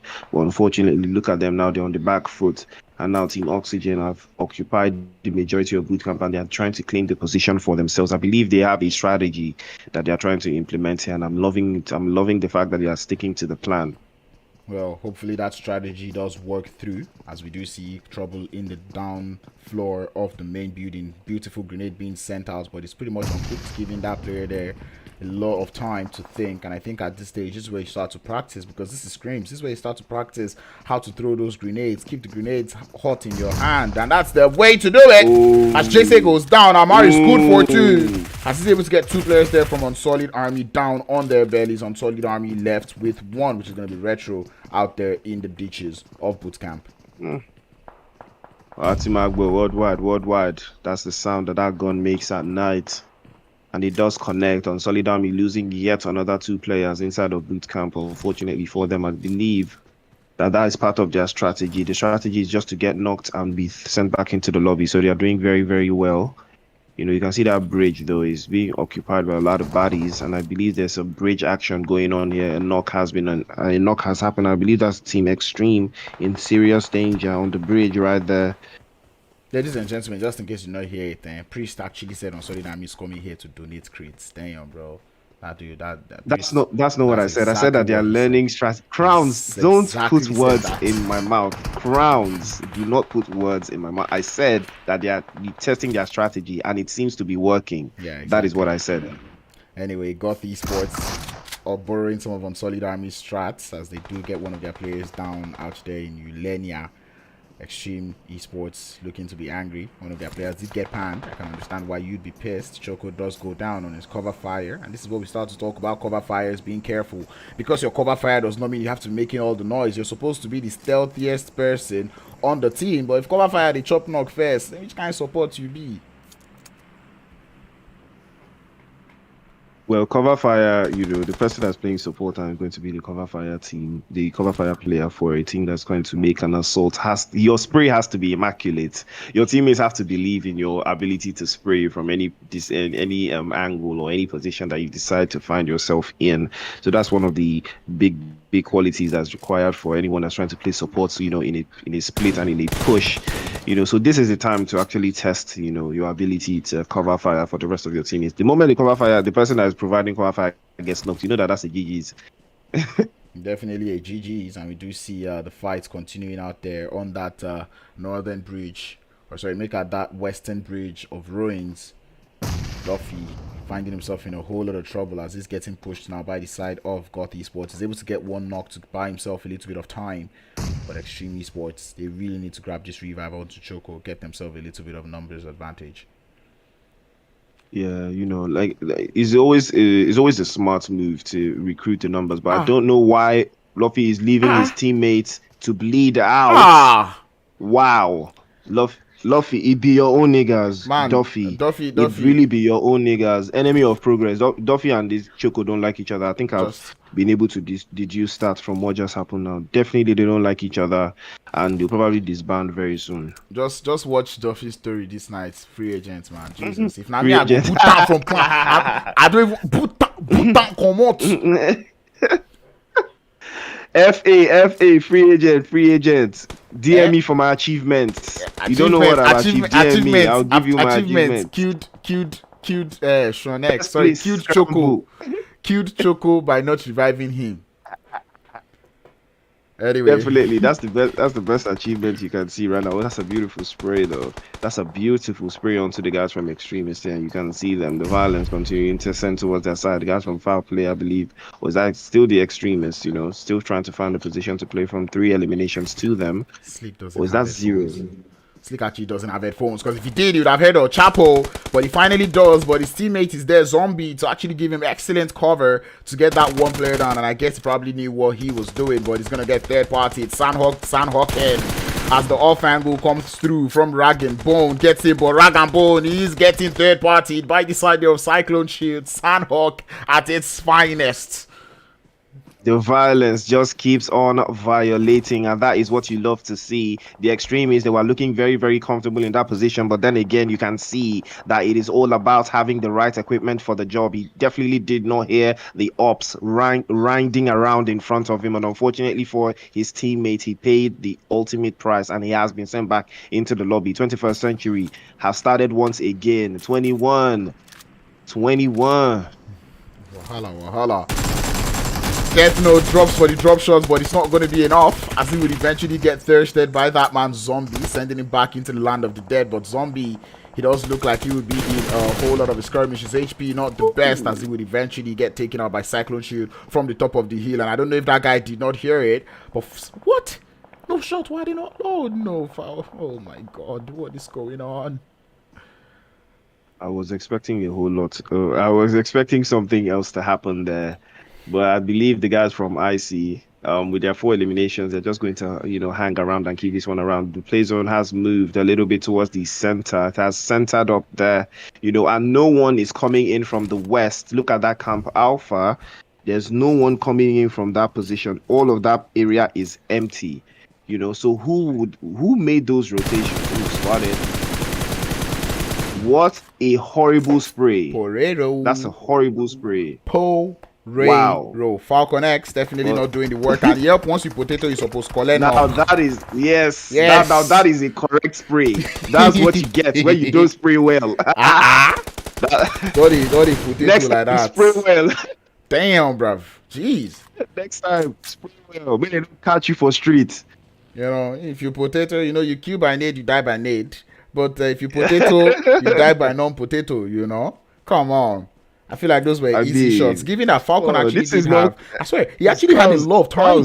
I have to ask, is this Costa Rica? Because it's not Costa Rica. Why is he shooting like we're in Costa Rica?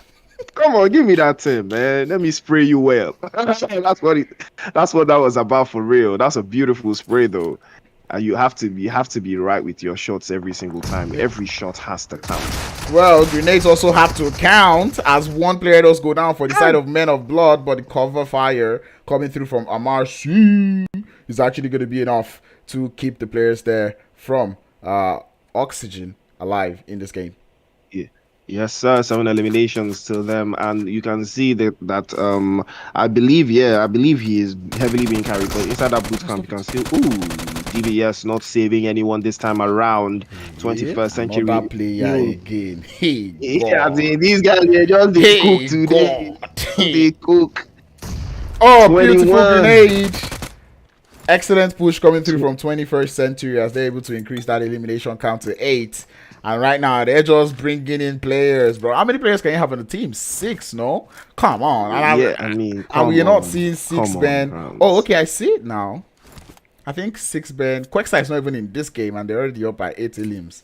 Now these guys are just flexing all sorts of rosters. They just took out Quexar and put in Quexar Pro Max at this point because I'm not even sure what is going on in the 21st century locker room. And this is a team that was accused of not listening. But then Agathe is definitely listening because those grenades and those shots have been sent her way. But I think the revive is going to come through. Again, Swoop is keeping the guys from Oxygen. Or is this Oxygen? This is Oxygen, isn't it? Yes, this is sir. Team Oxygen. I would call this Team Oxygen. This is Team Oxygen, keeping it 100 inside the boost camp. But Crowns, do not forget, Jesse is in here somewhere, lurking like a thief in the night. Jesse is here. It's retro. Retro. Oh wow. Retro about to be the new Deji they all sound the same to me. They're solid armies. Basically all the same thing. So probably, what are you saying? Maybe that's the ultimate strats that they wanted to try out. But anyway, 9 eliminations onto the side of 21st century. They do seem to be heading closer and closer to the top of bootcamp. It's interesting to see them actually rotating with vehicles. You don't see that too often out here in Sandhawk. I mean, they only have one buggy, but that zone does insane, and this is one of the beauties of Sandhawk when you get that intense zone shift. And so what you were saying about that northern rotation, right? Goth Esports, who were on the north, decided to they're actually on that west. Okay, yeah, I see why. All the teams decided to come in from the bootcamp area rather than go through Camp Alpha, and I think that's probably a note that some of those IGLs, especially for the teams that land up in the north like Foul Play, would be keeping in mind that okay, when we see this type of zones, we're probably rotating from the north. Exactly. I was thinking the guys from Foul Play would do that, but then they are still in the running. They are still in there, but they have qualified for that living game. So whatever they play here is just fine for them. But the guys from 21st Century making their rotations through as well. But then, No Rage Esports made the right rotation. They are the first team to cross over to the other side. So all they have to do is camp that bridge. And I believe that is the idea that they have. I believe that's the idea that, some violence is ongoing right there, but Foul Play sending a couple of shots towards the guys from Oxygen. You can see the spray of that 6x working its magic, but nothing connects just as yet. Shado has to find a way to cross the bridge. They're currently finding themselves in the trifecta. Harsh Soldiers currently in the vicinity. Stinger has been heard. And Foul Play, they might want to go for that push. Get that player done and dusted, because, man, I tell you something, swimming is not the best of option in this type of zone. Yes, sir. So you do not want to be swimming. You do not want to get caught out in the water. Nah, look at 21st century's rotation, man. Going in from that western edge. Come on. It is beautiful. It is beautiful stuff. You have to love it. I mean, it is. They are just an absolutely wonderful team. Oh, that's a beautiful spray. Then Oxygen trying to uproot him, switches to the DBS, weapon of choice every single time. Peek to the left and trying to get that knock, but then the DBS is not connecting just the way he wants it, and the rest of the team from Foul Play making it just in time. Oh, the DBS does not work this time around, but the rest of his teammates are just in sight to get that cover fire. Well, it doesn't look like you want to fully commit to that fight, given that there's heavy third party coming through from the side there of Harsh Soldiers. But unfortunately, make that No Rage, but it looks like they would play it a little bit quietly now as Oxygen. Now they have to push up onto the side of Foul Play. You can see the grenade from Swoop might just connect to the guys from Foul Play, PlayStation 5. I spoke in turn solo with that solo grenade, 1 akara for 2 burns, because that's what you love to see. Beautiful grenade. And Lynx finds himself on the island. He wouldn't be able to do any much things from here other than camp it out for his team. Very low on HP. And I'm so hoping that he's not the last player left, as he will eventually get taken back into the lobby. The zone favoring the side of 21st Century, as they've made it over to the other side, finding their way up to the north. Come on, 21. Come on. How do they do it every single time? Look at the split. They have one person playing behind. They have the rest of the 3 occupying the larger part of the play zone. You cannot make this up. This is practice. This is something they have practiced time and time again. 21. Well, the question is, would they be able to seal off this game? They do look to be on a streak, about to make it in, as they're currently seated in the top 7. Retro about to lose his HP. He's got 1 first aid kit, but it looks like, definitely distracted. He wasn't even trying to heal. I think he just wanted to actually just go out there. So I think, yeah, we do get the 21x strategy right now. The Unsolid Army strategy. And I told you, that is the strategy that they came to show us. It's a brand new strat. Yeah, it seems to be working out just fine for them. Land in boot camp, donate to all your ops, then leave one person behind, then come back. And it's new. It's new. It's still working in progress. But so far, I think they've been getting the hang of it. Grenades being sent towards the guys from foul play. Foul play still resilient, still redundant, still holding it together. But the play zone is just right behind their heel, biting and chewing at their ankles. They are trying to find the position, but Power trying to keep the guys from 21st century at bay with the grenades, with the utilities, every single thing that he has in his power, in his arsenal, inside that backpack. He's trying to send it towards the guys from foul play. Well, it does look like 21X leaving just one player. This is a sacrifice that they're willing to make, but Power himself is not willing to be that small price to pay for salvation. As he jumps into the water in line to escape from this fight. Grenades out there on that northern side, as the side there of Goth Esports, letting the shots fly.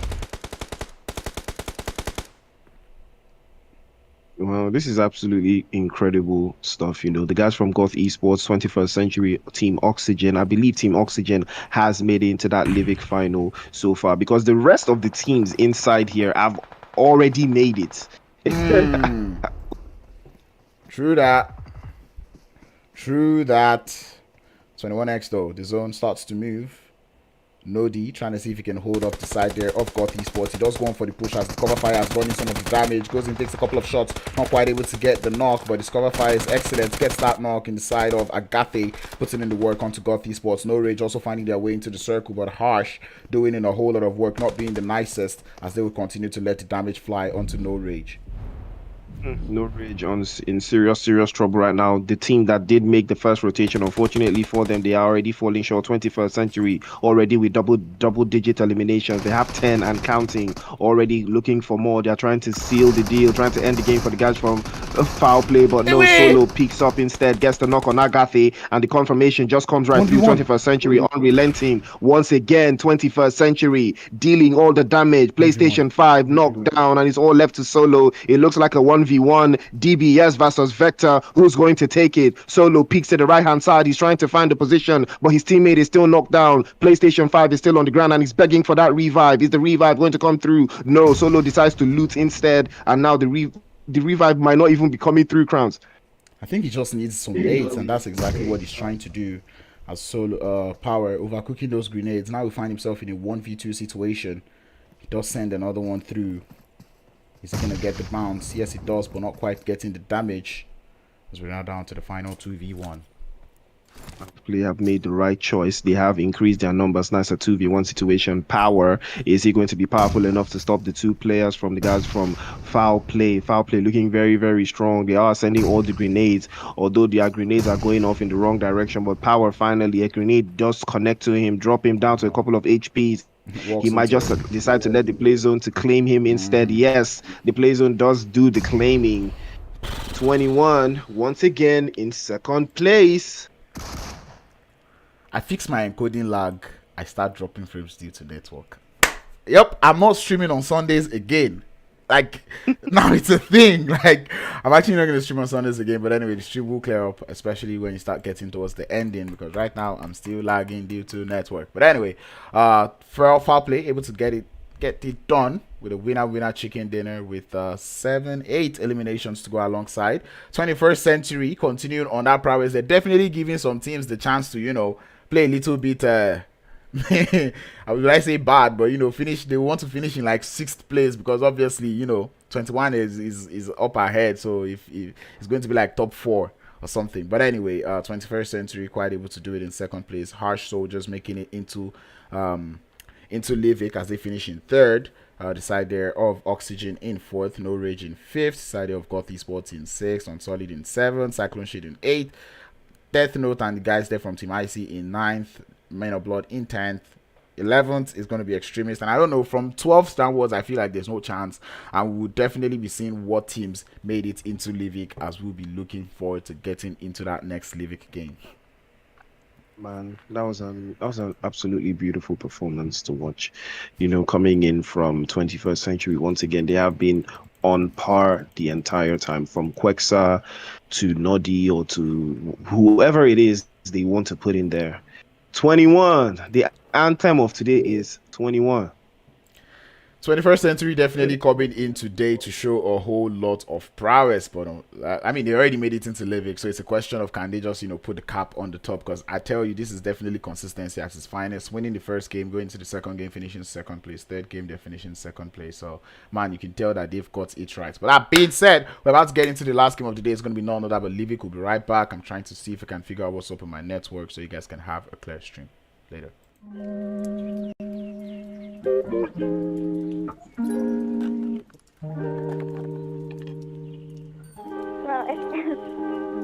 Let me introduce myself. I'm president of France Esports. France Esports is the association which is gathering all stakeholders in esports here in France. We are here in Paris Games Week in Paris, hosting our collaboration booth with Nigerian people. That's why you see France Esports here, you see Nigeria here, and together we are trying to make esports bigger here in France, but also in Nigeria. What can we do together? Here we have the chance to meet people from France with all their knowledge, all their capabilities, supporting whole Nigerian people with, tournament organizer, with esports academy, with professional teams, and meeting also all Nigerian esports people, the same tournament organizer, esports teams, influencers, and we are really thinking that to gather all these kind of passions could help Nigeria to develop sustainable and professional ecosystem. So that's why I think with friends' support, we can build together something that could make Nigeria one of the most developed esports country in West Africa, and why not in the whole continent.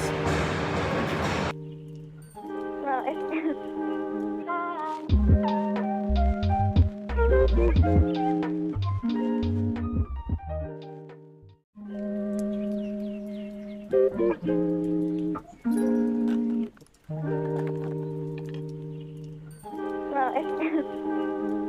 Hi, good morning. My name is Emmanuel Oyelaki, and I'm the chairperson of the Lagos State Esports Association. We are here live at the Paris Games Week in Porte de Passy, here in Paris.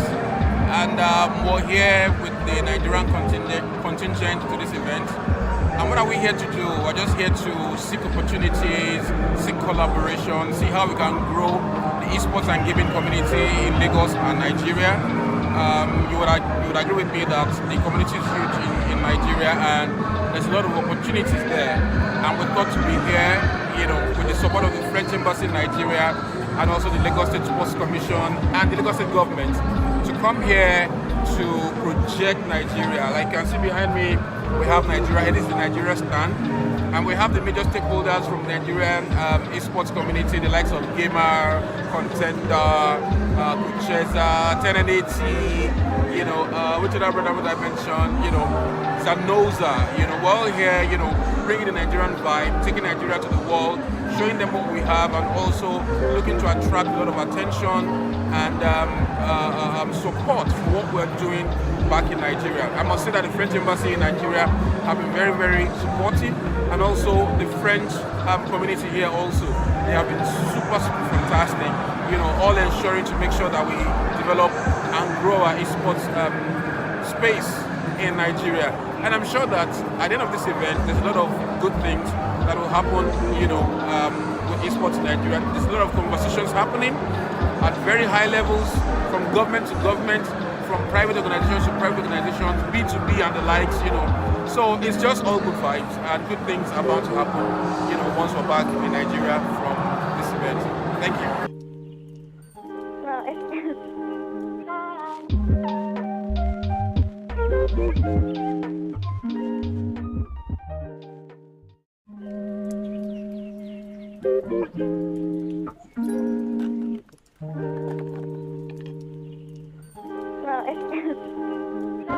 Hello guys, I'm Fabien Neo-Divide. I'm the co-founder and head of Esports of Team Vitality. As you can look in the background, this is our stand in Paris Games Week. It's one of the biggest events in France dedicated to gaming and esports. It's been here for almost 10 years. Vitality has been founded 10 years ago also. I started when I was 15 years old. It was only like a neighborhood association with actually no fundings, no money. My mother was my accounting, so it was actually like homemade, super grassroots. I think we built a strategy. We wanted to surround players with the best infrastructure, best condition actually to be performant and to be at the top of their games. And all in all, we managed actually to convince sponsors, to convince medias to invest money, and then all in all, brick after bricks, we just build same for League of Legends. We are in LEC with the biggest European championship. So basically, it's Cinderella tales, starting from nothing and achieving something. It's all about dedication, having people that understand and being aligned with your goals and working and grind. That's all, guys. So keep it up. I think Africa is the next big thing. We all know this. And just have fun, be passionate about what you are doing, and be good. That's all.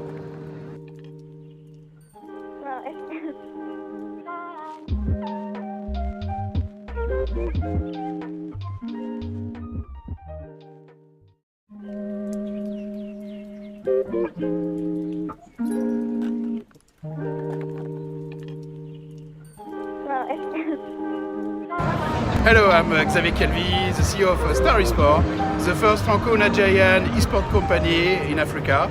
I decided to move to Nigeria because the country is unbelievable, first of all, but of course Africa too is an adventure incredible that you need to live. So that's why I start by this country. As champions of Overwatch, I've got 2 European titles. I decided to just share my experience and my skill just to provide to gamers and audiences the best way to develop the sport, the esports and the ecosystem in Africa.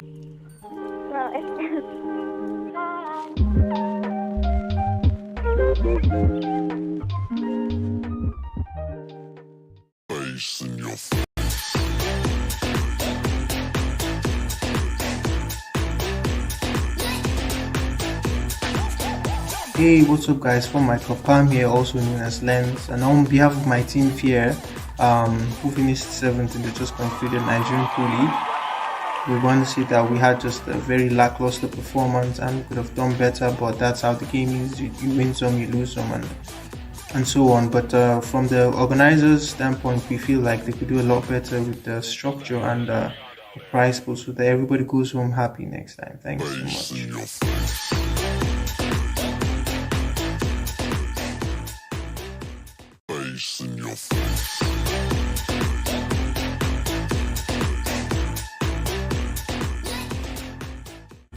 Hello guys, my name is ISTG Oluashom.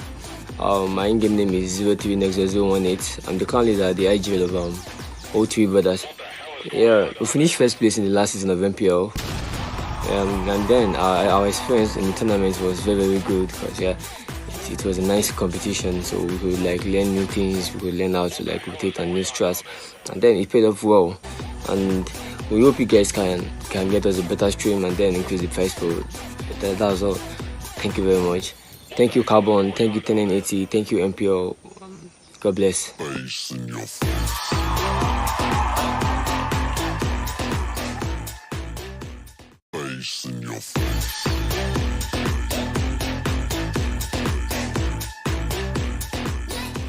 up everybody, my name is Adeola, and most of you all know me as Peko. I'm a player for Citizens Esports. We finished 5th in the... Just cut the game straight and we are in game straight. I'm lagging and I don't even know what to do about it. So yeah guys, just imagine this last game was not a thing. Imagine after bragging. Damn bro. Violence is already cooking inside of mid-stain there. You can see the violence already. There are even 11 teams in the cut and 42 players already moving around. And then you can see Hey, where are you jumping to? You want to vault the window? We stop you. Anyway, Ragbone gonna be going down. It looks like a revive would come through. Team Ice is going up against Men of Blood. Men of Blood, I don't know how they made it into Livik, but one way or the other, they did. And I think that's because, of the consistency that we saw from some teams, putting teams that, may have finished in lower ranks, making it into the last game. Oh, you can see Manuel using that M7, Creed actually using that M762 beautifully, spraying a couple of ups down to the ground, and do not forget crowns. I think we have the, what's it called? The recall tower. So a whole lot of recalling. It's gonna happen. We just finished watching DBS. My neck. My back. How is he doing this? He touched. Oh no, that one I felt it in my back. Yeah, I was just about to say, like, if you think the DBS is nasty, you should meet the M10. Well, Goth Esports already making use of that recall, as they're already sending some players back into the lobby. 21st Century already have 2 eliminations to their name, but who knows, they might eventually end up leaving here with probably 6, given that Goth Esports look to be coming back for revenge. Goth Esports, but unfortunate scenarios for them because Agathe is not hearing any of that one. She's sending the violence towards them, all of them. Nodi has been sent back into the lobby, and Quexa is the one that's dealing damage right now. You can see the rest of the players from Goth Esports just trying to make an appearance from the north. They're trying to get into Crabgrass. It's a very, very interesting area to play from. You can see Quexa just playing from behind. They're trying to get a confirmation on one of the players from Goth Esports. Now, Quexa is back in the mix, and this time is with Nubi. And Ooh, dropped. Talk about dropped. The sandwich. Sent back into the lobby. No joy for Quexa this time around. It seems that all of these teams are already aware of his presence, so they are ready to take him out this time. But you can see Baby just healing up a little bit there, but Goth Esports looking very, very powerful right now. A couple of shots again sent by Baby towards the top hand side, but nothing connects this time around. Switches to the AKM. Oh, I was just gonna say, if Baby dies, there's no recalling for 21st Century, as Goth Esports make use of that recall tower very, very nicely, able to bring back their players. Get 4 aliens onto the side there. Look at this one, shooting crit. This one is shooting crit. After I recall, you just kill them. We get out of here. I don't understand. Why you they underrate the recall now? Yeah, my audience, you use recall to kill somebody that you are shooting crit. You get out of here. You do not kill them with the get out. I mean, win is a win. Win is a win. If I were to be one of win is a win. If I were to be these teams, once I knock somebody and remain one player, I'll tell the last player, you're gonna recall your teammates. Let's do it again. I go get some more information. I tell them, we're leaving you. You're gonna recall. You know how we used to do it back then. We would be ranking up then and then. We're ranking up and then we almost wipe a squad to remain one player, and then we talk to the last player. Oh, you're ranking up, right? We'll allow them revive and be like, oh yeah, run away from here. But sometimes you better get out of this place. Let me not even see you here again. All right. That is the idea behind all of this. Where you can see the guys from IC. I believe that's Rag and Burn. Did get knocked earlier, but the revive was able to come through. Men of Blood still circling around them like sharks, just trying to find somewhere to play from. You can see is working super, super hard for the guys from Oxygen. Oh, beautiful spray. Sends them back into the lobby. You live by the spray, you die by the spray. Goth Esports going out there in 8th place. Imagine after all the recall, you now still went out this early.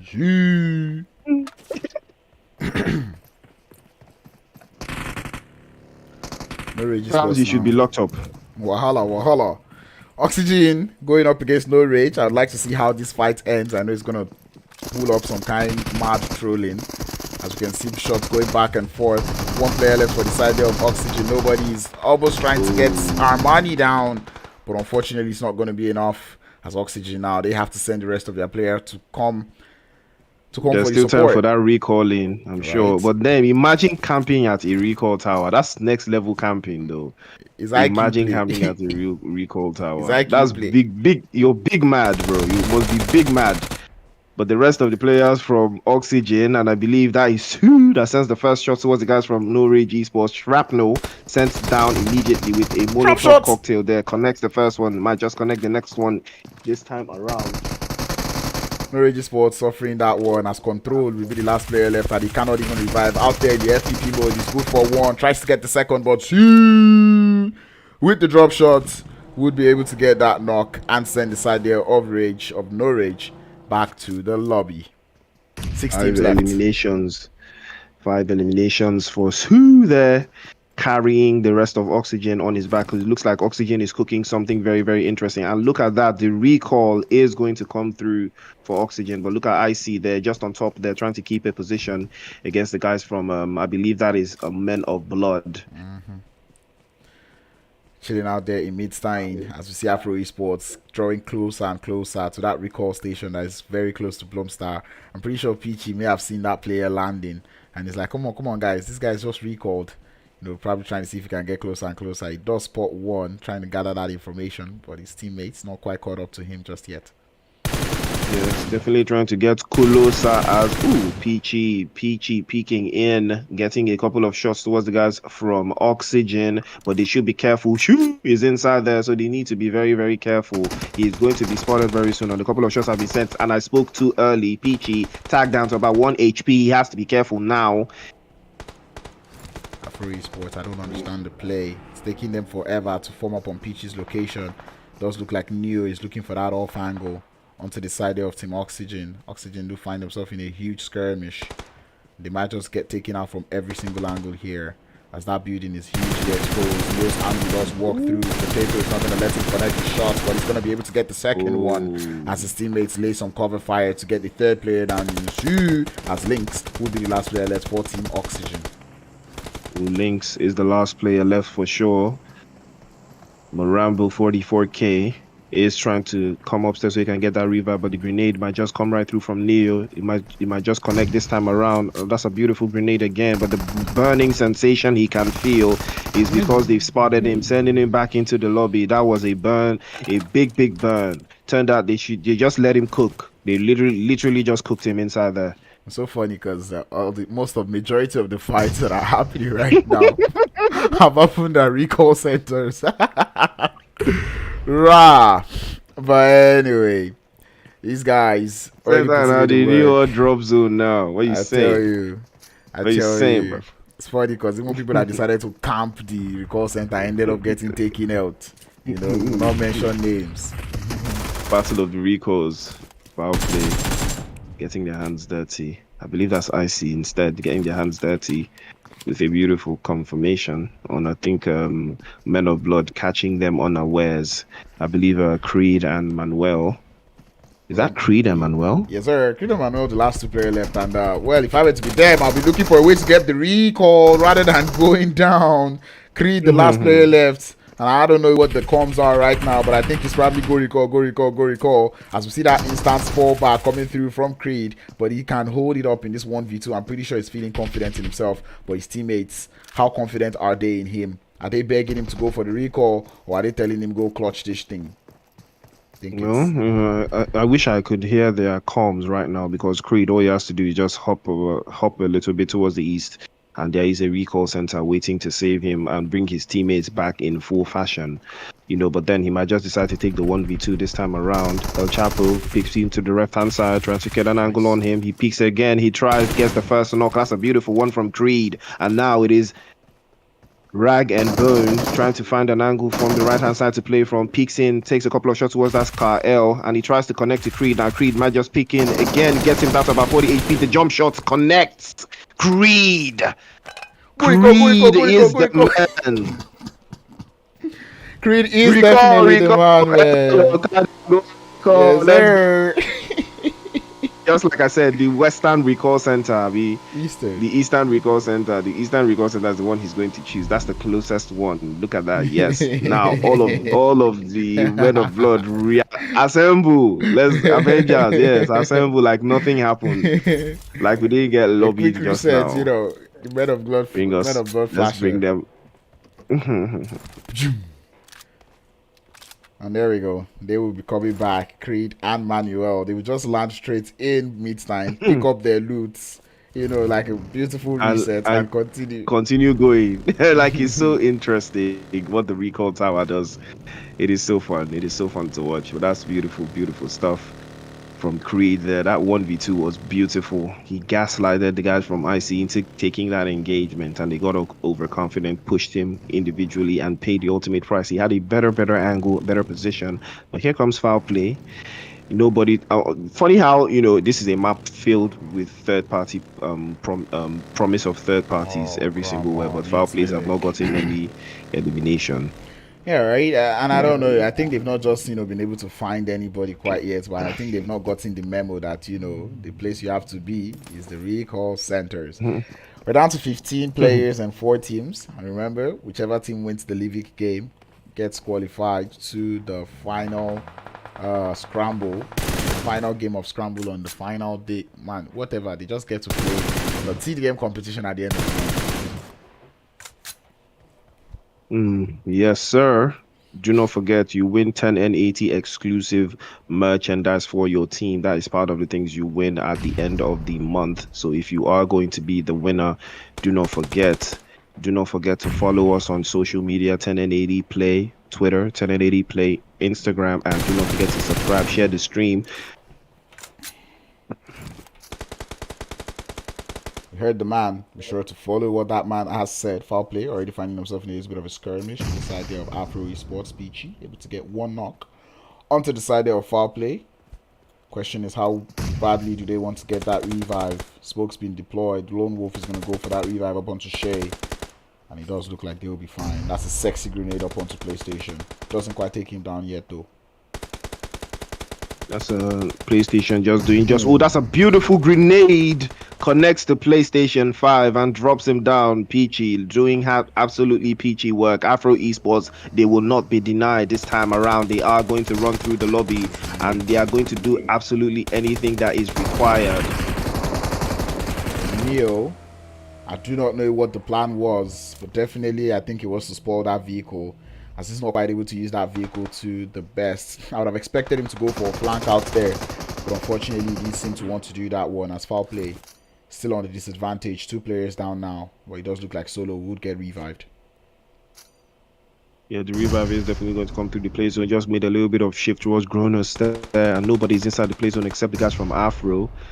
Oh, that's a beautiful one. Again, Lone Wolf is going to be knocked down. 2 players down for the guys from foul play. Afro Esports might just use this as an opportunity for them to peek inside. PlayStation 5 finally succumbing to his injury. Sent back into the play zone. Peachy continue to spam those grenades towards the guys from foul play. Now he sends a Molotov instead, just outside of Solo. Solo sees the Molotov and steps a little bit to the back. He definitely does not want to cook, but Lone Wolf is still knocked down.